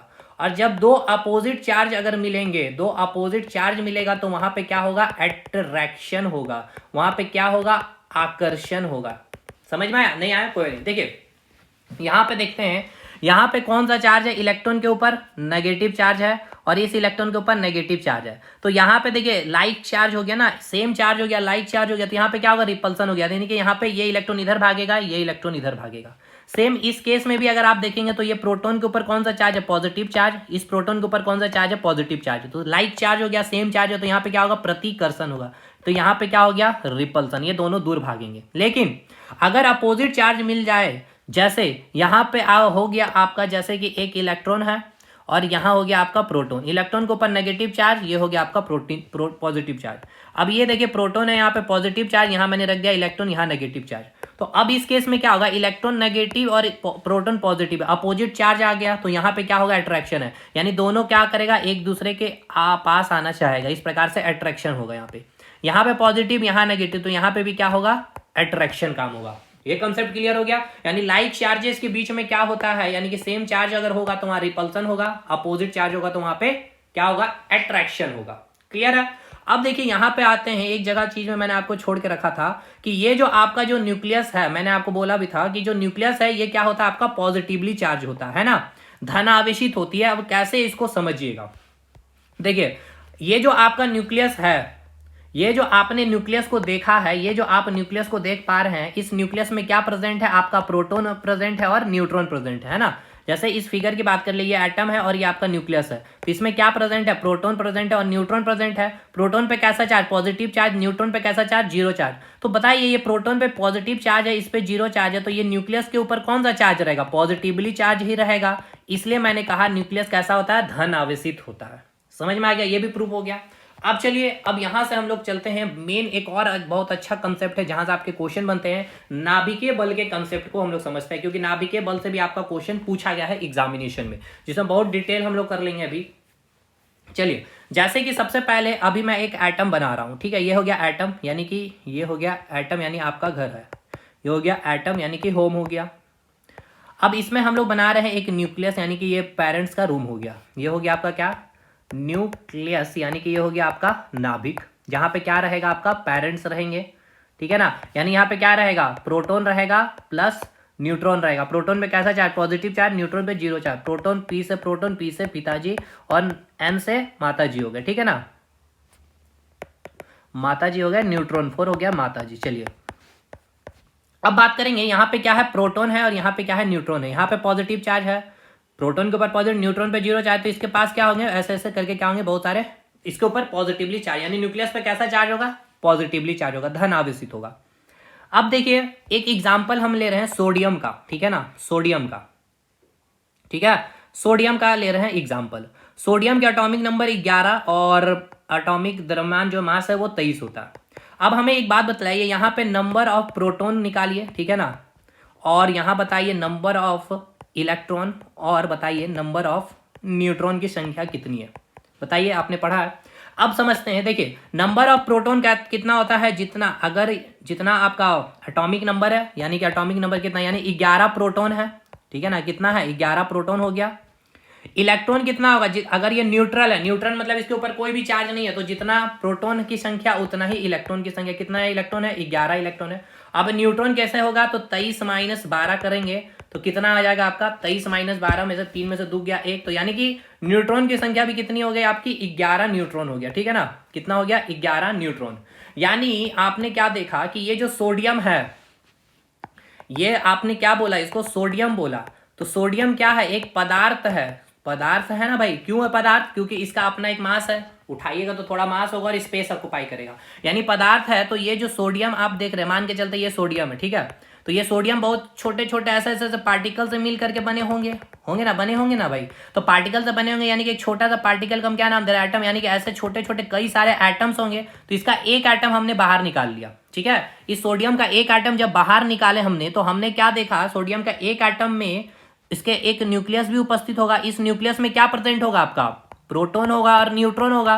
कितना प्रोटॉन उपस्थित होगा, 11 प्रोटॉन होगा, और कितना न्यूट्रॉन होगा, 11 न्यूट्रॉन होगा। अब आइए इसको, अब ध्यान से देखिएगा कि ये सोडियम है, ठीक है ना, ये सोडियम एटम का एक एटम है, सोडियम मैटर का एक एटम है, तो यहां पे मैंने बना दिया ये आपका न्यूक्लियस। अब यहाँ पे कितना प्रोटॉन है, 11 प्रोटॉन हो गया, ठीक है, 11 प्रोटॉन हो गया और 11 न्यूट्रॉन है। अब 11 प्रोटॉन यानी कि सारे प्रोटॉन के ऊपर कौन सा चार्ज होगा, पॉजिटिव चार्ज होगा, तो इसके ऊपर भी कौन सा, न्यूक्लियस के ऊपर भी क्या होगा, पॉजिटिव चार्ज होगा, हो जाएगा कि नहीं हो जाएगा। अब इस न्यूक्लियस को मैं यहाँ पे दिखला रहा हूँ, यहाँ पे, ठीक है, थोड़ा सा और भी चीजों को क्लियर कर सकूं, तो यहाँ पे देखिए ऐसे प्रोटॉन होंगे, कितना होकर के 11 प्रोटॉन होंगे, 4 हो गए, 5 6 7 8 9 10 11, और 11 क्या होंगे आपके, न्यूट्रॉन भी होंगे, ठीक है ना, 1 2 3 4 5 6 7 8 9 10 11 न्यूट्रॉन भी होंगे। अब ये सारे जो प्रोटॉन, इसके ऊपर कौन सा चार्ज है, positive charge, positive charge, positive charge, ये भी पॉजिटिव चार्ज, ये भी पॉजिटिव चार्ज, ये भी पॉजिटिव चार्ज, ये भी पॉजिटिव चार्ज, ये भी पॉजिटिव, और न्यूट्रॉन के ऊपर तो कोई भी चार्ज नहीं होता है, जीरो चार्ज है इसके ऊपर, ठीक है, जीरो चार्ज है इसके ऊपर। अब एक बात बतलाइए, यहाँ पे क्वेश्चन ये उठता है कि यहाँ पर पॉजिटिव चार्ज प्रोटॉन है, यहाँ प्रोटॉन पॉजिटिव चार्ज, यहाँ प्रोटॉन पॉजिटिव चार्ज, यानी कि लाइक चार्ज है, सेम चार्ज है, तो यहाँ रिपल्सन होना चाहिए, एक दूसरे के साथ यहाँ टकराना चाहिए, यानी प्रोटॉन को यहाँ से भागना चाहिए, इसको इधर भागना चाहिए, यानी न्यूक्लियस से बाहर निकल जाना चाहिए। यानी एक पेरेंट्स के रूम में मम्मी पापा हैं, चाचा चाची हैं, फुआ फुफ्फा है, दादा दादी है, नाना नानी, सभी पेरेंट्स है भाई, सभी का अपना एक सेल्फ रिस्पेक्ट है, तो फिर यहाँ तो सबको किसी की बात नहीं माननी चाहिए, भाग जानी चाहिए प्रोटॉन को। अब भाई न्यूट्रॉन तो भाई जीरो चार्ज है ना, इसके ऊपर तो कोई चार्ज नहीं है, तो प्रोटॉन जो है इसके ऊपर पॉजिटिव चार्ज है और इस प्रोटॉन के ऊपर ये पॉजिटिव, तो यहाँ पे रिपल्सन होकर इस न्यूक्लियस से बाहर निकल जाना चाहिए, इस पेरेंट्स रूम से बाहर निकल जाना चाहिए, तो ये निकलती क्यों नहीं है, यही सवाल आपसे पूछा जाता है। तो देखिए यहाँ इस न्यूक्लियस के अंदर काम करता है नाभिकीय बल, ठीक है ना, कौन सा बल, नाभिकीय बल, नाभिकीय बल यानी कि न्यूक्लियर फोर्स काम करता है। कौन सा फोर्स काम करता है, न्यूक्लियर फोर्स। नाभिक के अंदर कौन सा फोर्स काम करता है, न्यूक्लियर फोर्स काम करता है। अब ये जो फोर्स है ये पूरे ब्रह्मांड का, समझिएगा, ये पूरे ब्रह्मांड का सबसे स्ट्रॉन्गेस्ट फोर्स होता है, सबसे स्ट्रॉन्गेस्ट फोर्स होता है, मतलब सबसे स्ट्रॉन्गेस्ट फोर्स होता है पूरे ब्रह्मांड में। अगर देखा जाए सबसे मजबूत बल पूछेगा तो कौन है, वो आपका नाभिकीय बल है। वेरी वेरी इंपॉर्टेंट चीज मैं बता रहा हूं, ये सारे क्वेश्चन है। तो सबसे स्ट्रॉन्गेस्ट बल कौन होता है, नाभिकीय बल होता है, जो इस नाभिक के अंदर लग रहा होता है, किसके किसके बीच में, प्रोटॉन प्रोटॉन के बीच में। इसी कारण ये प्रोटॉन एक दूसरे से बंधे हुए हैं, यानी मम्मी पापा के बीच में, चाचा चाची के बीच में, मम्मी चाचा के बीच में, मम्मी चाची के बीच में, ये नाभिकीय बल से बंधे हुए हैं। या फिर बोला जाए तो प्रोटॉन और न्यूट्रॉन भी एक दूसरे से बंधे हुए हैं इसी नाभिकीय फोर्स के कारण में। पहला क्लियर हो गया। दूसरा, ये जो नाभिकीय बल है इसका नेचर कैसा होता है, आपसे पूछा जाएगा इसका नेचर कैसा होता है, तो दोनों को बांध के रखा हुआ, पकड़ के रखा, यानी कैसा होगा, अट्रैक्टिव, यानी कि आकर्षित नेचर का होगा, आकर्षित बल होगा, यानी क्या होगा, आप इसको क्या लिखेंगे, अट्रैक्टिव, क्या लिखेंगे, अट्रैक्टिव फोर्स लिखेंगे। ये सारा आपको नोट्स में मिल जाएगा लिखा हुआ, ठीक है। पहला चीज, दूसरा चीज क्लियर। तीसरा पॉइंट, ये जो नाभिकीय बल जो है ना, ये ऐसा नहीं है कि आप अगर यहाँ पे इतना बड़ा सा अगर रूम बन जाए तो यहाँ पे नाभिकीय बल काम नहीं कर पाएगा। नाभिकीय बल को छोटा सा स्पेस में ही वो काम कर पाएगा, छोटा सा डिस्टेंस में ही काम कर पाएगा। मतलब ये कि अगर जैसे कि 2 रूम है, इस इतने बड़े रूम में आप सोचिएगा कि यहाँ पर सारे पेरेंट्स को बैठाएंगे और बंधे हुए रहेंगे, तो नहीं, यहाँ भाग जाएंगे भाई। लेकिन अगर छोटा सा रूम है तो यहाँ पे सारे पेरेंट्स बैठे हैं तो बंधे हुए रहेंगे, यानी कि सारे प्रोटॉन और न्यूट्रॉन एक दूसरे से बंधे रहेंगे, क्योंकि नाभिकीय फोर्स एक छोटे डिस्टेंस में, शॉर्ट रेंज में ये काम करती है। समझ में आया? यहां पे चीजें क्लियर हुई कि नहीं भाई, बतलाइएगा ये। इसीलिए ये भी पॉइंट आपसे पूछा जाता है कि ये जो है बहुत ही अल्प दूरी पे काम करने वाला बल है, यानी कि वेरी शॉर्ट रेंज फोर्स होता है, शॉर्ट रेंज फोर्स होता है। ऑलरेडी अभी समझिए, मैंने आपको बताया था कि ये जो एटम है, ये एटम ऑलरेडी बहुत ही छोटा है और उसके अंदर उपस्थित है ये न्यूक्लियस, वो और भी छोटा होगा, है ना भाई। क्योंकि ये जब एटम का साइज आप देखेंगे तो देखिए, एटम का जो साइज, ये क्वेश्चन आपका पूछता है, यहां मैं करवा ही दे रहा हूं। एटम के साइज को हम लोग नापते हैं किसमें है, एंगस्ट्रम में मापा जाता है, एंगस्ट्रम में मापा जाता है। 1 एंगस्ट्रम इक्वल टू होता है 10⁻⁻10 मीटर, सोचिए -10 मीटर होता है। और ये जो न्यूक्लियस है, यानी कि ये जो आप न्यूक्लियस देख रहे हैं, न्यूक्लियस को हम लोग फर्मी में मापते हैं, ये सब पूछा गया क्वेश्चन है। तो एक फर्मी में होता है 10⁻⁻15 मीटर। देखिए और भी छोटा हो गया, नेगेटिव में जितना बड़ा वो उतना छोटा, क्योंकि एटम के अंदर उपस्थित है ना आपका न्यूक्लियस। तो सिंपल सी बात है, अगर ये इस एटम के अंदर न्यूक्लियस है तो न्यूक्लियस और भी छोटा होगा। तो सोचिए 10⁻⁻15 मीटर होता है, 10⁻⁻15 मीटर, समझ रहे, 0.000000001 इतना साइज का आपका न्यूक्लियस का रेडियस होता है। समझ में आ गया? तो इसीलिए जो आपका ये नाभिकीय बल के बारे में मैंने बताया कि सबसे स्ट्रॉन्गेस्ट फोर्स होता है, तो ये स्ट्रॉन्गेस्ट फोर्स तब काम करेगा जो बहुत ही शॉर्ट रेंज वहां पे होगा, तभी काम करेगा। दूसरा, इसका नेचर कैसा होगा, आकर्षण नेचर का होगा। नेक्स्ट, एक और पॉइंट याद रखना है कि ये चार्ज से इंडिपेंडेंट फोर्स होता है, ये चार्ज इंडिपेंडेंट फोर्स होता है। इसका मतलब क्या है, इसको समझिएगा। ये चार्ज इंडिपेंडेंट फोर्स होता है। चार्ज इंडिपेंडेंट फोर्स का मतलब क्या है, हिंदी में बोला जाए तो आवेश पर निर्भर नहीं करता है, ये आवेश पर निर्भर नहीं करता। कैसे, तो देखिए, ये जो आपका न्यूक्लियस था और ये आपका एटम है, इसके अंदर क्या है, प्रोटॉन भी है, न्यूट्रॉन भी है, प्रोटॉन भी है, न्यूट्रॉन भी है। अभी मैंने बताया भी था, प्रोटॉन और न्यूट्रॉन, यहाँ पॉजिटिव चार्ज, यहाँ पॉजिटिव चार्ज, यहाँ पॉजिटिव चार्ज। तो इस प्रोटॉन के बीच में नाभिकीय बल से बंधा हुआ, ये प्रोटॉन न्यूट्रॉन भी एक दूसरे से नाभिकीय बल के बंधा हुआ। देखिए प्रोटॉन पॉजिटिव चार्ज है, न्यूट्रॉन तो जीरो चार्ज है, कोई भी इसके ऊपर चार्ज नहीं, इसलिए यहाँ पे भी नाभिकीय बल काम कर रहा। ये प्रोटॉन न्यूट्रॉन एक दूसरे से बंधा हुआ, कैसे, नाभिकीय बल से। इसके ऊपर तो जीरो चार्ज, इसके ऊपर पॉजिटिव चार्ज है, फिर भी यहाँ पे नाभिकीय बल काम कर रहा है। इसलिए बोला गया कि नाभिकीय बल चार्ज के ऊपर डिपेंड नहीं करता है, चार्ज इंडिपेंडेंट फोर्स होता है। समझ में आया? जैसे कि ये प्रोटॉन के ऊपर पॉजिटिव चार्ज और ये न्यूट्रॉन के ऊपर जीरो चार्ज है, फिर भी ये एक दूसरे के ऊपर यहाँ पे काम कर रहा है, नाभिकीय बल, क्योंकि यहाँ पे शॉर्ट रेंज डिस्टेंस है, छोटा सा साइज होता है न्यूक्लियस का, जिसको फर्मी में मेजरमेंट करते हैं। 1 फर्मी इक्वल्स टू 10⁻⁻15 मीटर होता है। ये चार्ज इंडिपेंडेंट फोर्स होता है, आकर्षित नेचर का होता है, और ये क्या हो गया, आपका ब्रह्मांड का स्ट्रॉन्गेस्ट फोर्स होता है। यहां पे समझ में आया? तो आपसे अगर ये सवाल आपको पूछा जाए या आपके माइंड में डाउट भी आता है कि इस न्यूक्लियस के अंदर क्या उपस्थित है, चलिए इस न्यूक्लियस के अंदर बात किया जाए, ये आपका एटम है और एटम के अंदर उपस्थित है प्रोटॉन और न्यूट्रॉन। तो ये पॉजिटिव चार्ज है, यहाँ पे बहुत सारे पॉजिटिव चार्ज का प्रोटॉन होगा। जैसे सोडियम के अंदर ही आपने देखा, एक एटम के अंदर क्या है, बहुत सारे प्रोटॉन है। तो ये एक दूसरे को क्यों रिपल नहीं कर रहा, प्रतिकर्षण ने क्यों नहीं कर रहा, क्योंकि इसके अंदर क्या लग रहा है, नाभिकीय बल। नाभिकीय बल स्ट्रॉन्गेस्ट फोर्स होता है, नेचर कैसा होता है, आकर्षित होता है, शॉर्ट रेंज पे काम करेगा, चार्ज इंडिपेंडेंट फोर्स होता है। यहां तक चीजें क्लियर हो गया। एटम को जो साइज मापते किसमें, एंगस्ट्रम में। 1 angstrom equals to 10⁻⁻10 metre. Fermi का साइज क्या होता है, बहुत ही छोटा होता है, सॉरी नाभिक का साइज ऑलरेडी बहुत छोटा होता है, इसलिए यहाँ पे क्या काम करता है आपका, क्या काम करता है, नाभिकीय फोर्स। अब एक एग्जांपल भी मैं दे रहा हूँ, प्रूफ भी कर दे रहा हूँ किस प्रकार से शॉर्ट रेंज की बात हो रही है। देखिए जो रेडियो एक्टिव एलिमेंट होते हैं आपके, रेडियो एक्टिव जो एलिमेंट है, रेडियो एक्टिव एलिमेंट का एग्जांपल मैं ही ले ले रहा हूँ, जैसे कि यूरेनियम ले रहा हूँ। यूरेनियम 92 to 235 होता है, अब एक बात बताइए, इसका एटॉमिक नंबर कितना, 32। यानी कि इस यूरेनियम, मान लेते हैं कि इतना बड़ा सा यूरेनियम है, अब ये भी क्या है, छोटे छोटे क्या होंगे भाई, एटम से मिल करके बने होंगे, छोटे छोटे यूरेनियम के एटम से इस प्रकार से मिलियन बन के बने होंगे नहीं, छोटे छोटे से। तो इसका एक एटम बाहर निकालते चलिए, ये एक एटम मैंने बाहर निकाला यूरेनियम का, ऐसे कई सारे मिलियंस में है, और इसके अंदर क्या होगा, न्यूक्लियस भी होगा, ठीक है। अब इस न्यूक्लियस में लेकिन जब आप देखेंगे तो कितना प्रोटॉन है, प्रोटॉन की संख्या 92 हो गया, उसके बाद इलेक्ट्रॉन की संख्या 92 हो गया, और न्यूट्रॉन की संख्या आप निकालेंगे तो कितना हो जाएगा, 235 माइनस 92, यानी 5 2 3 12 में से 9 हो गया तो 13 13 4 143 हो गया आपका नंबर ऑफ न्यूट्रॉन। यानी कि प्रोटॉन और न्यूट्रॉन यहाँ पे कितना हो गया, प्रोटॉन कितना है यहाँ पे 92 है, और न्यूट्रॉन क्या होगा 143 है। तो देखिए यहाँ पे सोडियम के केस में आपको क्या था, 11 प्रोटॉन था, 11 न्यूट्रॉन था, यानी पे यहाँ पे सदस्य पेरेंट्स कितने थे, टोटल 22 थे।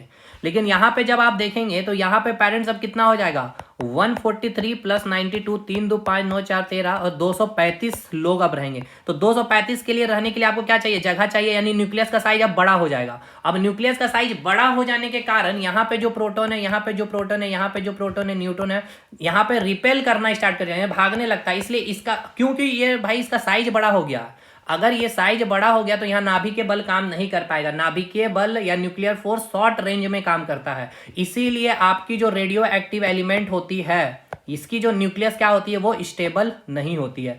क्यों स्टेबल नहीं होती है, ये रीजन भी बता दिया, नाभिकीय फोर्स को मैंने प्रैक्टिकली समझा भी दिया। अब चलिए आगे बढ़ते हैं। अब आगे क्या पढ़ना है, यहाँ पे एक एनर्जी का क्वेश्चन आपसे पूछा जाता है। क्वेश्चन क्या पूछता है समझिएगा, जैसे कि अभी ये आपका कोई एक पेन हो गया, ठीक है ना, पेन है, तो ये क्या है आपका एक पदार्थ है, पदार्थ है, यानी कि ये छोटे छोटे क्या होंगे, इस प्रकार से एटम से मिल करके बने होंगे, ऐसे कई सारे छोटे छोटे एटम इसमें उपस्थित होंगे कि नहीं होंगे, समझ में आ रहा है ना। एटम के अंदर क्या होता है, न्यूक्लियस होता है, न्यूक्लियस में क्या उपस्थित होता है, प्रोटॉन उपस्थित होता है और न्यूट्रॉन होता है। प्रोटॉन के ऊपर पॉजिटिव चार्ज, न्यूट्रॉन के ऊपर जीरो चार्ज। इलेक्ट्रॉन न्यूक्लियस के चारों ओर घूमता है, इलेक्ट्रॉन पर नेगेटिव चार्ज होता है। चलिए अब हमने क्या किया, इसका एक एटम बाहर निकाला, ये रहा एटम। एटम को हम क्या बोल रहे हैं, घर से रिप्रेजेंट कर रहे हैं। एटम क्या हो गया आपका, होम हो गया।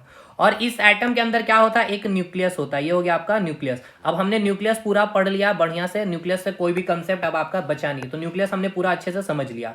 ये हो गया आपका न्यूक्लियस, यानी कि नाभिक हो गया। यानी कि ये किसका घर है, ये पेरेंट्स का घर है, ठीक है ना, ये किसका घर है, पेरेंट्स का घर है। यहाँ तक चीजें क्लियर है, ठीक है। यानी यहाँ पे क्या उपस्थित होगा, प्रोटॉन और न्यूट्रॉन होगा। अब इस न्यूक्लियस के चारों ओर कौन घूम रहा होता है, इस न्यूक्लियस के चारों ओर आपके क्या घूम रहे होते हैं, इलेक्ट्रॉन, यानी आप घूम रहे होते हैं। ये हो गया इलेक्ट्रॉन, इसमें क्या होगा आपका, इलेक्ट्रॉन घूम रहा होगा, ठीक है ना। इलेक्ट्रॉन के ऊपर कैसा चार्ज, नेगेटिव चार्ज, यानी ये हो गया आप इलेक्ट्रॉन, यानी आप हो गया। इसके ऊपर कैसा चार्ज होता है, नेगेटिव चार्ज होता है। सिंपल सी बात है, हम और आपके ऊपर देखिए, छोटे बच्चे लोग क्या होते हैं, नेगेटिवली थोड़ा सा ज्यादा होते हैं, कुछ भी चीजें मिलेगी तो वो तुरंत वो काम करने लगता है, नेगेटिव माइंड होते हैं वहां पे। पेरेंट्स भाई पॉजिटिवली माइंड होते हैं, पेरेंट्स पिताजी का पॉजिटिव माइंड के होंगे, माता जी में जीरो चार्ज, कोई भी चार्ज नहीं है, ठीक है, समझ में आ गया। तो आप हो गए नेगेटिव चार्ज हो गया। अब आपके ऊपर नेगेटिव चार्ज है। अब हुआ क्या, इस घर में कोई गेस्ट आए हैं, ठीक है ना, कोई गेस्ट आ गया घर में। तो घर में जैसे ही गेस्ट आया, अब एक चीज समझिए इससे पहले भी, कि ये जो आपका न्यूक्लियस है, इस न्यूक्लियस के चारों ओर क्या है, ये आप इलेक्ट्रॉन घूम रहे हैं, यानी आप पेरेंट्स के चारों ओर इर्द गिर्द घूम रहे हैं। क्यों घूम रहे हैं, क्योंकि डर के कारण।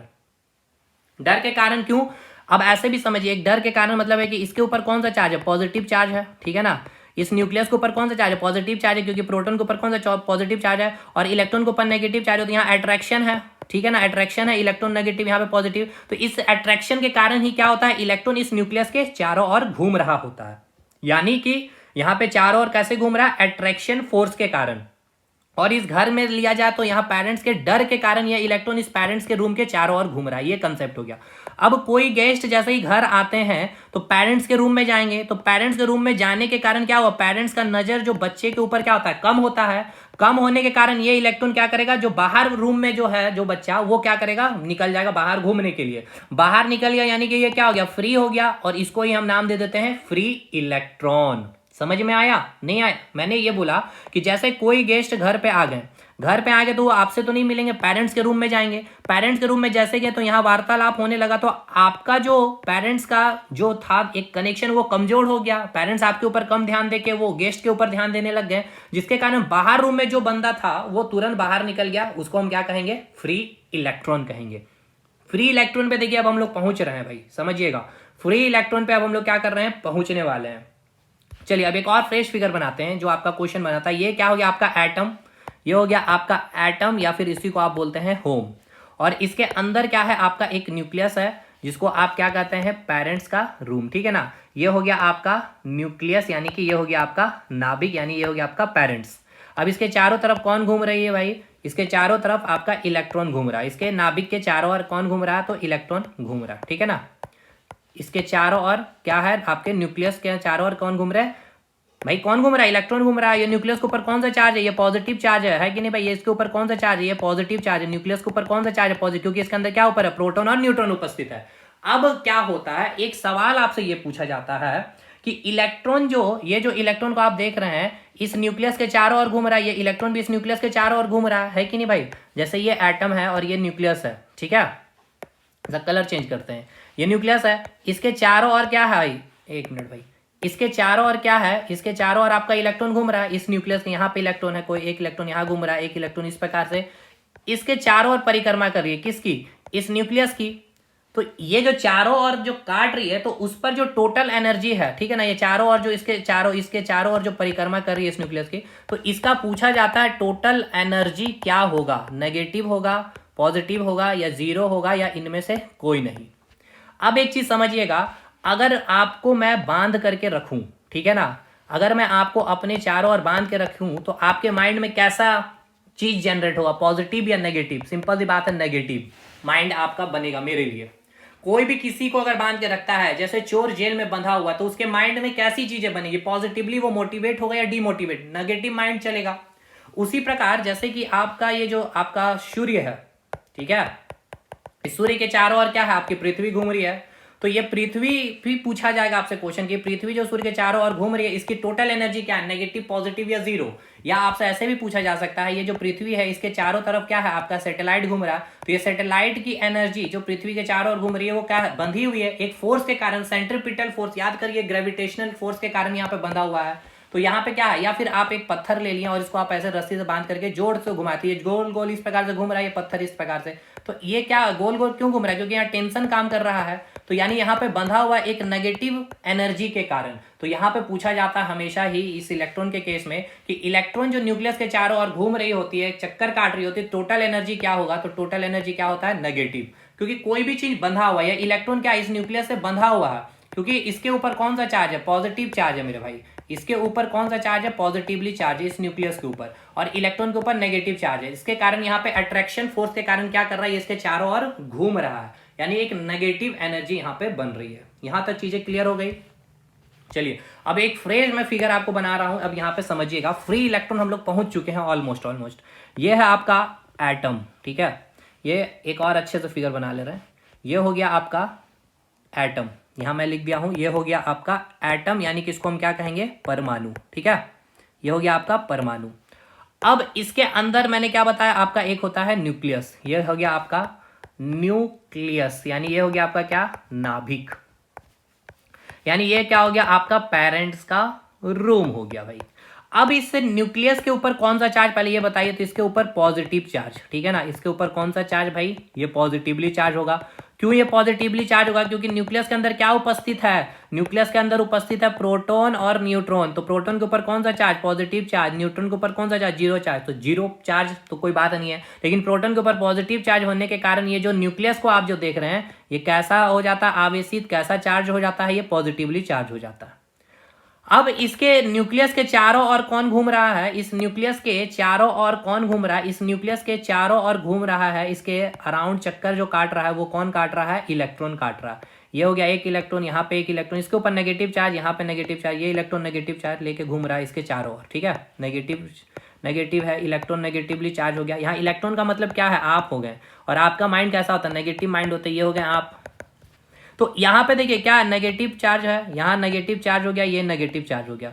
अब ये नेगेटिव यहाँ पॉजिटिव, अट्रैक्शन फोर्स हो गया, यहाँ बंधा हुआ ये इलेक्ट्रॉन इससे बंध जाता है इस फोर्स के कारण, ठीक है ना, इसके फोर्स के कारण बंधा हुआ है। तो अब ये जो बंधा हुआ है तो यहाँ पे टोटल एनर्जी नेगेटिव। अब ये बंधा हुआ तो देखिए ये जो बाहर वाला जो इलेक्ट्रॉन है, बाहर रूम में जो लड़का रह रहा होगा या आप रह रहे होंगे, तो इसकी जो एनर्जी होगी थोड़ी कम होगी, तो इसको बाहर से कोई भी गेस्ट आया यानी बाहर से कोई भी एनर्जी इस इलेक्ट्रॉन को मिलेगा तो ये इलेक्ट्रॉन तुरंत बाहर निकलेगा, और यही बाहर निकलने वाला इलेक्ट्रॉन को हम फ्री इलेक्ट्रॉन कहेंगे। ना कि ये इलेक्ट्रॉन बाहर नहीं निकलेगा रूम से, क्योंकि इसको इस रूम से निकल के फिर दूसरे नीचे आना होगा, फिर सीढ़ी पार करना होगा तब निकलेगा, तो इसको और एनर्जी चाहिए। लेकिन जो गेस्ट आए भाई, इतना भी नहीं है कि पेरेंट्स बिल्कुल खो जाएंगे गेस्ट के ऊपर, नहीं, हाँ इतना है कि थोड़ा कम हो गया तो जो बाहर रह रहा है वो धीरे से चुपके से निकल जाएगा, क्योंकि इसको कम एनर्जी में, क्योंकि ये जो बंधा हुआ ना इसके बीच का जो बॉन्डिंग है वो थोड़ा कमजोर होता है। अब इसको देखिए केमिस्ट्री से मैं जोड़ देता हूं आपको, NaCl, ठीक है ना भाई, ये क्या है आपका NaCl, ठीक है, ये क्या है आपका NaCl। Na के पास 11 इलेक्ट्रॉन है, इसका इलेक्ट्रॉनिक कन्फिग्रेशन 2 8 10 1 होता है, ठीक है, और Cl का हो गया कितना आपका 17, 2 8 10 7। अष्टक नियम पूरा करना है तो देखिए इस सोडियम का जो है, देखिए सोडियम का जो है यहाँ पे समझिएगा, यहाँ पे क्या हो गया, एक में 2 इलेक्ट्रॉन हो गया, 1 इलेक्ट्रॉन 2 इलेक्ट्रॉन, और एक में हो गया 8 इलेक्ट्रॉन, 2 3 4 5 6 7 8 हो गया, ठीक है, और एक ऑर्बिट हम लोग बना लेंगे जिसमें आपका 1 इलेक्ट्रॉन और उपस्थित होगा, ये सोडियम का केस हो गया। अब क्लोरीन के केस में हम लोग बात कर लेते हैं, ये हो गया क्लोरीन का न्यूक्लियस हो गया, पहला ऑर्बिट, दूसरा ऑर्बिट, ये तीसरा ऑर्बिट, ठीक है, इसमें कितना है 2 और 2 इलेक्ट्रॉन पहला में होगा, दूसरा में 8 इलेक्ट्रॉन होगा, 1 2 3 4 5 6 7 8 हो गया, तीसरे में 7 ही लगे, 1 2 3 4 5 6 7, 1 इलेक्ट्रॉन लेना चाहेगा तो देखिए कौन सा इलेक्ट्रॉन आएगा, ये वाला इलेक्ट्रॉन जो बाहर ऑर्बिट में है वो यहाँ पे आ जाएगा, और इसको क्या करेगा, स्टेबल कर देगा 8 इलेक्ट्रॉन पे, और ये वाला ऑर्बिट हट जाएगा क्योंकि ये इलेक्ट्रॉन तो यहाँ आ गया, अब ये भी स्टेबल हो गया 8 इलेक्ट्रॉन करके, समझ में आया। तो बाहर वाला जो इलेक्ट्रॉन, क्योंकि उसको बाहर निकलने में कम एनर्जी खर्चा करना पड़ेगा, पेरेंट्स का नजर उस पर कम है क्योंकि वो सबसे बाहर वाले रूम में है, समझ में ये आ गया ना भाई। तो टोटल एनर्जी का भी कंसेप्ट क्लियर होता है यहाँ पे, यानी फ्री इलेक्ट्रॉन अब आपको समझ में आ गया क्या होता है एटम का यहाँ तक, यानी अब आप कहाँ पहुंच चुके हैं, यानी हम लोगों का जो टारगेट था, चलिए यहाँ आइए, हमने समझ लिया मैटर के बारे में बहुत खूबी से, एटम्स के बारे में, and then finally free electron. अब मैंने कहा था कि इसी फ्री इलेक्ट्रॉन में हम लोग 3 चीज को समझेंगे, एक है आपका कंडक्टर, एक है आपका इंसुलेटर, और एक है आपका सेमी कंडक्टर। चलिए अब इसको समझते हैं एक एक करके। आप एक भी चीज रटना नहीं है भाई, समझिए प्रैक्टिकली, मैंने कहा कि पूरा फिजिक्स प्रैक्टिकली समझेंगे। सबसे पहले समझते हैं हम लोग कंडक्टर के बारे में। कंडक्टर, कंडक्टर कहने का मतलब क्या है, हिंदी में कंडक्टर को क्या कहते हैं, चालक कहते हैं। अच्छा चलिए फ्री इलेक्ट्रॉन को और थोड़ा सा फील करवाते हैं मैं आपको, ठीक है ना। जैसे देखिए एक एग्जांपल मैं दे रहा हूं, जैसे ये पेन था आपका, ठीक है, ये आपका पेन, एक बड़ा सा पेन मैंने बनाया, ये क्या आपका एक पदार्थ है, तो ये छोटे छोटे क्या होंगे, इस प्रकार से एटम से मिल करके बने होंगे। मैं थोड़ा बड़ा बड़ा बना रहा हूँ क्योंकि आपको यहाँ फील करवाना चाह रहा हूँ फ्री इलेक्ट्रॉन को, ठीक है। ये आपके एटम से छोटे छोटे मतलब पार्टिकल या कण आप बोल सकते हैं, जिसको आप क्या बोलते हैं, एटम का नाम देते हैं। इस प्रकार से छोटे छोटे कई सारे पार्टिकल्स होंगे, कण होंगे, क्या होंगे, एटम्स होंगे, ठीक है ना। क्योंकि यहाँ मैं अब आपको दिखाता हूँ फ्री इलेक्ट्रॉन का कंसेप्ट, और फिर आपको फिर आपको फील होगा वाकई कि फ्री इलेक्ट्रॉन कैसे काम करता है और करंट कैसे काम करता है। ये हो गया आपका पूरा फिलअप। अब ये क्या है, एक एटम है, ठीक है, तो इस एटम के अंदर क्या होगा, एक न्यूक्लियस होगा, ये हो गया न्यूक्लियस, और उस न्यूक्लियस के अंदर क्या होगा, प्रोटॉन और न्यूट्रॉन होगा, उसी के अंदर यहाँ पे भी न्यूक्लियस, यहाँ पे भी न्यूक्लियस, यहाँ भी न्यूक्लियस, यहाँ सेम सब में होगा, ठीक है। अब मैं सब में नहीं करूंगा, अब आप समझ गए होंगे। अब यहाँ पे आपको ये समझना है कि यहाँ पे जो बाहर में जो इलेक्ट्रॉन है, इसके जो यहाँ पे इलेक्ट्रॉन है, इसको बाहर से अगर कोई एनर्जी मिल गई तो ये इलेक्ट्रॉन क्या होगा, यहाँ से बाहर निकल जाएगा इस मैटर के अंदर, इस पेन के अंदर में। तो इसका हो सकता है फ्री इलेक्ट्रॉन यहाँ घूम रहा है, इसका फ्री इलेक्ट्रॉन यहाँ घूमने लग गया, इसका फ्री इलेक्ट्रॉन यहाँ घूमने लग गया। देखिए इस प्रकार से अब फ्री इलेक्ट्रॉन, ये जो इलेक्ट्रॉन पहले बंधा हुआ था, समझिए, जो इलेक्ट्रॉन ये नाभिक हो गया, यहाँ पे यहाँ ये हो गया, ठीक है। यहाँ पे ये जो इलेक्ट्रॉन अभी सारे का थे, इलेक्ट्रॉन बंधे हुए थे, लेकिन ये इलेक्ट्रॉन फ्री बाहर निकल गया। अब ये तो ये बाहर निकल गया मतलब कहाँ, इसके अंदर ही है, ये सारे मैटर के अंदर ही है। ये सारे एटम किसके हैं भाई, मैटर से ही, मैटर किससे बने, एटम से ही ना बने। तो इस इलेक्ट्रॉन के ये इलेक्ट्रॉन सारे फ्री इलेक्ट्रॉन यहाँ पे इस प्रकार से घूमने लगे हैं, ठीक है। अब यही फ्री इलेक्ट्रॉन को क्या किया जाएगा, यहाँ पे जैसे ही हम बैटरी लगा देंगे ना, तो बैटरी लगाने के कारण क्या होगा, ये सारे इलेक्ट्रॉन एक फिक्स डायरेक्शन में मूव करने लगेंगे और यहाँ से करंट फ्लो करने लगेगा, ठीक है। ये है आपका करंट का कंसेप्ट। तो जो फ्लो ऑफ इलेक्ट्रॉन हम लोग जो बोलते हैं ना, वो गलत है। फ्लो ऑफ इलेक्ट्रॉन नहीं भाई, यहां तो इलेक्ट्रॉन फ्लो कर रहा है, लेकिन जब तक ये फ्री इलेक्ट्रॉन, फ्लो ऑफ कौन सा इलेक्ट्रॉन फ्लो करेगा, फ्री इलेक्ट्रॉन, लेकिन flow of free electron in a fixed direction, एक फिक्स्ड डायरेक्शन में। तो उसके लिए हम क्या करेंगे, बैटरी लगाएंगे। जैसे ही बैटरी लगाएंगे तो भाई यहां से करंट फ्लो, क्योंकि अब इलेक्ट्रॉन एक फिक्स डायरेक्शन में, सारा का सारा फ्री इलेक्ट्रॉन जो है वो, मतलब जो न्यूक्लियस से बंधा हुआ नहीं है ये वाला इलेक्ट्रॉन। और भी एटम होगा ऐसे यहाँ पे जो आपका न्यूक्लियस से बंद बाहर निकल गया आपका, यहाँ जो उसके चारों ओर चक्कर लगा रहा था, तो ये सभी फ्री इलेक्ट्रॉन क्या होंगे, एक फिक्स डायरेक्शन में इस प्रकार से। जो अभी इधर एक इलेक्ट्रॉन था, एक इलेक्ट्रॉन इधर था, एक इलेक्ट्रॉन इधर था, एक इलेक्ट्रॉन इधर था, एक इलेक्ट्रॉन इधर था, एक इलेक्ट्रॉन इधर था। अब जैसे हमने बैटरी लगा दिया इस यहाँ पे इसके आगे, तो अब ये सारे जो इलेक्ट्रॉन है ना ये क्या करेंगे, एक फिक्स डायरेक्शन में, ठीक है ना, ये सारे एक फिक्स डायरेक्शन में देखिए इस प्रकार से मूव करने लगे। तो यही आपका अब करंट उत्पन्न हो जाएगा यहाँ से, समझ में आया। चलिए ये हो गया। अब हम लोग बात करते हैं कंडक्टर के बारे में। चलिए भाई कंडक्टर हम लोग को स्टार्ट करना था। हाँ, अब बोलेंगे किसको कंडक्टर, कैसे पहचान करेंगे यहां से समझते। सबसे पहले बात करेंगे कंडक्टर के बारे में। कंडक्टर कहने का मतलब क्या है, चालक, ठीक है ना। कंडक्टर कहने का मतलब क्या हो गया आपका, चालक, हिंदी में कहते हैं चालक। तो जिस भी मटेरियल में, ध्यान से सुनना है ये पॉइंट को, जिस भी मटेरियल में या जिस भी पदार्थ में, ठीक है, बहुत सारे आपको फ्री इलेक्ट्रॉन मिलेंगे, बहुत सारे फ्री इलेक्ट्रॉन मिलेंगे, बहुत सारे फ्री इलेक्ट्रॉन मतलब मिलियंस में अगर फ्री इलेक्ट्रॉन होगा या बिलियंस में अगर फ्री इलेक्ट्रॉन होगा, जब कोई भी मटेरियल में बहुत सारे फ्री इलेक्ट्रॉन में होंगे तभी उस मटेरियल को हम क्या कहेंगे, कंडक्टर कहेंगे, ठीक है ना। कहने का मतलब ये कि कोई एक ऐसा मटेरियल है, ठीक है, कोई एक ऐसा मटेरियल है जिसमें बहुत सारे फ्री इलेक्ट्रॉन है, मिलियंस में बिलियंस में, तो उसे हम क्या कहेंगे, कंडक्टर। क्योंकि इस कंडक्टर से करंट बहुत ही आसानी से भागने लगती है, करंट बहुत ही आसानी से भागने लगती है। इसलिए हम कहते हैं कि हमें अगर करंट फ्लो कराना है तो हमें कंडक्टर का यूज करना है, चालक का यूज करना है, जिसमें बहुत सारे फ्री इलेक्ट्रॉन है। क्योंकि बहुत सारे फ्री इलेक्ट्रॉन है तभी तो ये अगर एक फिक्स डायरेक्शन में फ्लो करेगा तब तो जाके करंट उत्पन्न होगा। तो इलेक्ट्रॉन यहां पे आराम से फ्लो कर जाती है, जिस मटेरियल में बहुत सारे फ्री इलेक्ट्रॉन रहेंगे वहां पे करंट बहुत ही आसानी से फ्लो करती है, ठीक है।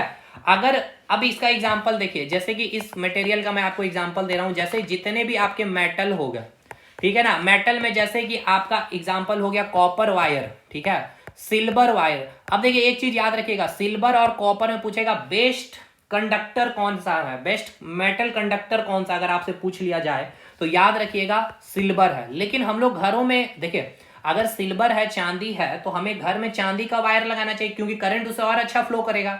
लेकिन ये इतना ज्यादा कॉस्टली होता है, इसलिए हम लोग कॉपर का इस्तेमाल करते हैं। कॉपर में भी भाई उतना ही फ्री इलेक्ट्रॉन उपस्थित होते हैं जितना कि सिल्वर, लेकिन ये सस्ता होने के कारण हम लोग इसका इस्तेमाल कर लेते हैं, ठीक है। तो इसका मतलब ये कि ये जो मटेरियल है ना, कॉपर का जो वायर जो बना हुआ है कॉपर से, इस कॉपर में जो वायर कॉपर का आपने लिया उसमें फ्री इलेक्ट्रॉन बहुत सारे उपस्थित होते हैं, इसलिए इसमें करंट आसानी से फ्लो करते हैं। आप और हम हो गए, यानी ह्यूमन बॉडी जो हो गया आपका, हमारे बॉडी में भी बहुत सारे क्या है, फ्री इलेक्ट्रॉन है, इसलिए आप करंट आपके बॉडी में फ्लो कर जाता है, करंट मार देता है। एल्यूमिनियम हो गया, आयरन हो गया, ये सभी क्या है, धातु है।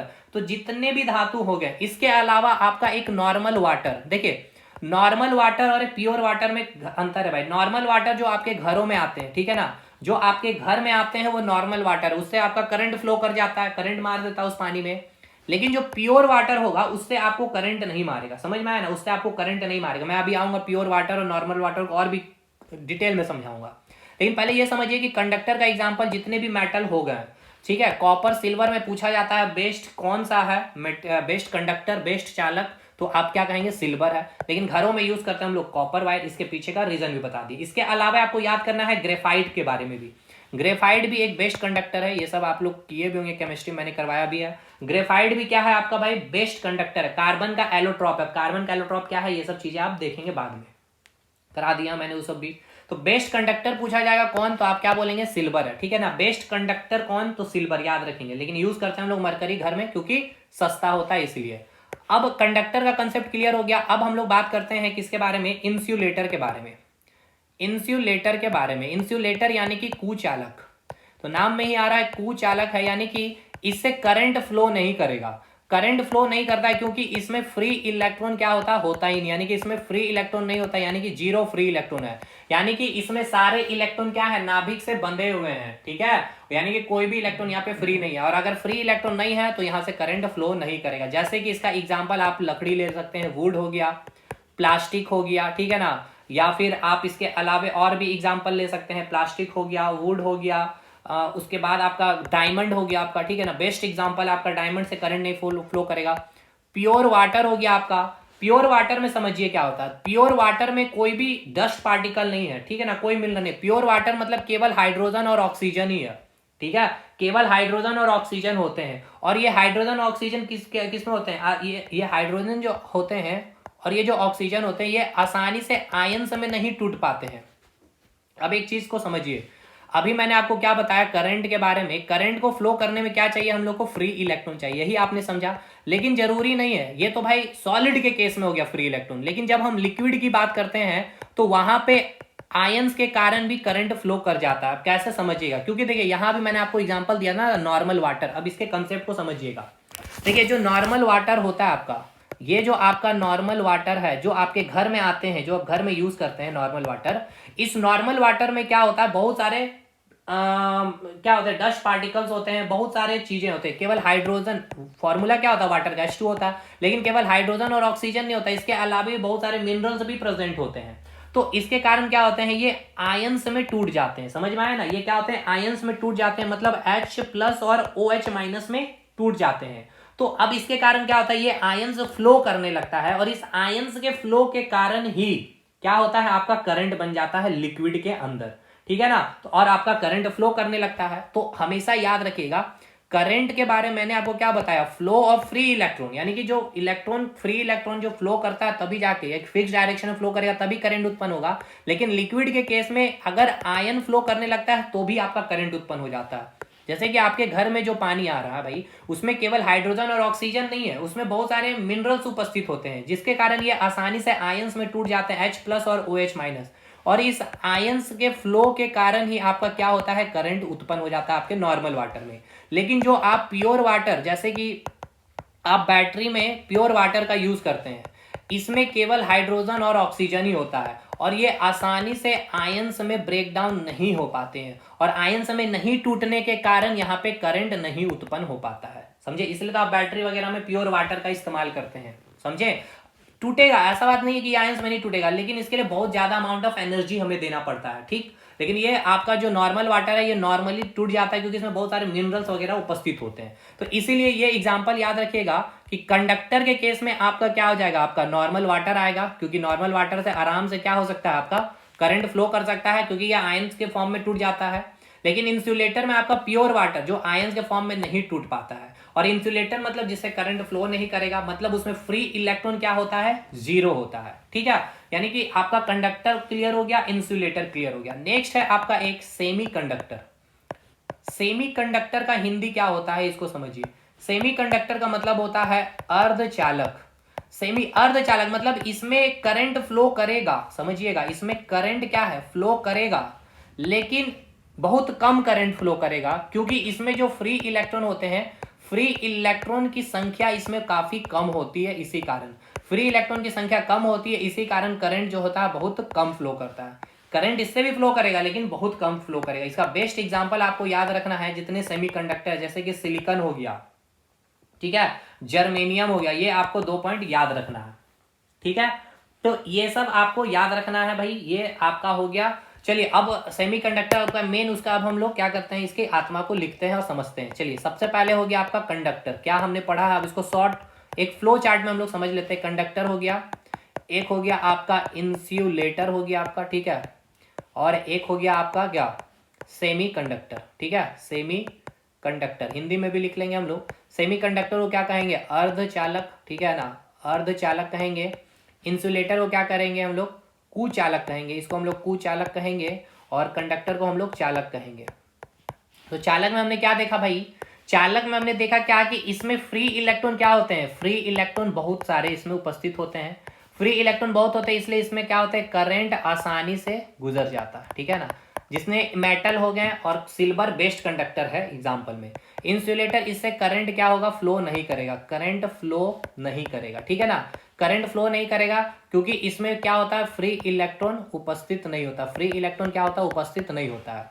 सेमी कंडक्टर की बात की जाए तो इसमें करंट क्या है, फ्लो करेगा, करंट फ्लो करेगा लेकिन कम करेगा, क्योंकि इसमें फ्री इलेक्ट्रॉन क्या होता है, काफी कम होता है। इसमें मेन है आपका सेमीकंडक्टर सिलिकॉन जर्मेनियम, ठीक है।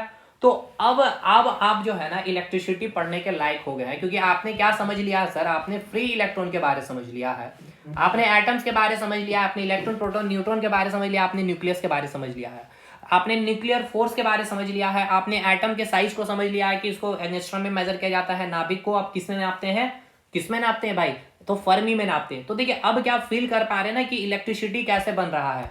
सॉलिड के केस में मैंने क्या बताया कि फ्लो ऑफ फ्री इलेक्ट्रॉन के कारण, है ना, मैंने क्या बताया सॉलिड के केस में क्या है, फ्लो ऑफ फ्री इलेक्ट्रॉन, ठीक है ना, सॉलिड के केस में क्या होगा, flow of free electron. Solid के केस में मैंने क्या बताया, फ्लो ऑफ फ्री इलेक्ट्रॉन, ठीक है ना, फ्री इलेक्ट्रॉन, लेकिन क्या एक फिक्स डायरेक्शन में, जब बैटरी लगा दिए तब, या फिर कोई वोल्टेज सप्लाई किए तब। और सॉलिड के केस में क्या हो गया, फ्लो ऑफ आयंस के कारण, नॉर्मल वाटर प्योर वाटर का भी कंसेप्ट क्लियर हो गया होगा, होप शो। तो चलिए भाई ये सारी चीजें आपको नोट्स में लिखी मिल जाएगी, इसके लिए आपको परेशान नहीं होना, हर एक चीज को यहाँ पे लिख दिया गया है, तो खैर कोई टेंशन वाली बात नहीं है। तो कल हम लोग क्या करेंगे, सेमीकंडक्टर वगैरह तो हम लोगों ने खत्म कर लिया भाई। यहाँ देखिए रेजिस्टेंस के बारे में पूरी चीजें आपको लिख दी गई, रेजिस्टेंस का जो भी किन किन बातों पे निर्भर करता, देखिए पूरा चीज यहाँ पे लिख दिया गया एक एक पॉइंट के साथ, कि मटेरियल के ऊपर में, लेंथ के ऊपर, टेम्परेचर के ऊपर, ये सारी चीजें मिल जाएगी भाई, ठीक है, एकदम शानदार वे में। और आप इंजीनियरिंग ड्राइंग करना चाह रहे हो तो उस चैनल पे भी विजिट करके कर सकते हैं, ठीक है। तो चलिए अब नेक्स्ट हम लोग चार्ज का कंसेप्ट समझेंगे, चार्ज के न्यूमेरिकल्स को भी बनाएंगे। चार्ज का न्यूमेरिकल आपको पूछा जाता है, तो चार्ज क्या है भाई, चार्ज आपको नहीं जाना कि चार्ज एक प्रॉपर्टीज है, एक गुण है, जिसके कारण अगर आप कोई भी चार्ज बॉडी को अगर मैग्नेटिक फील्ड के पास ले जाते हैं तो क्या होता है, वहां एक बल का अनुभव होता है, ठीक है। इसके अलावा अगर आपसे पूछ लिया जाएगा कि कोई भी एटम्स है, एटम्स के न्यूक्लियस के चारों ओर जो आपका इलेक्ट्रॉन चक्कर काट रही होती है, वहां का टोटल एनर्जी कैसा है, तो बंधा हुआ है ये इलेक्ट्रॉन, है ना, इस नाभिक से, तो बंधा हुआ है यानी कि नेगेटिव एनर्जी, ये भी क्लियर है आपको। सारी चीजें समझ में आ गई होगी मेरे ख्याल से, तो जरूर कमेंट करके बताइएगा क्लास 2 के लिए। मिलते हैं हम लोग नेक्स्ट वीडियो में, तब तक के लिए धन्यवाद।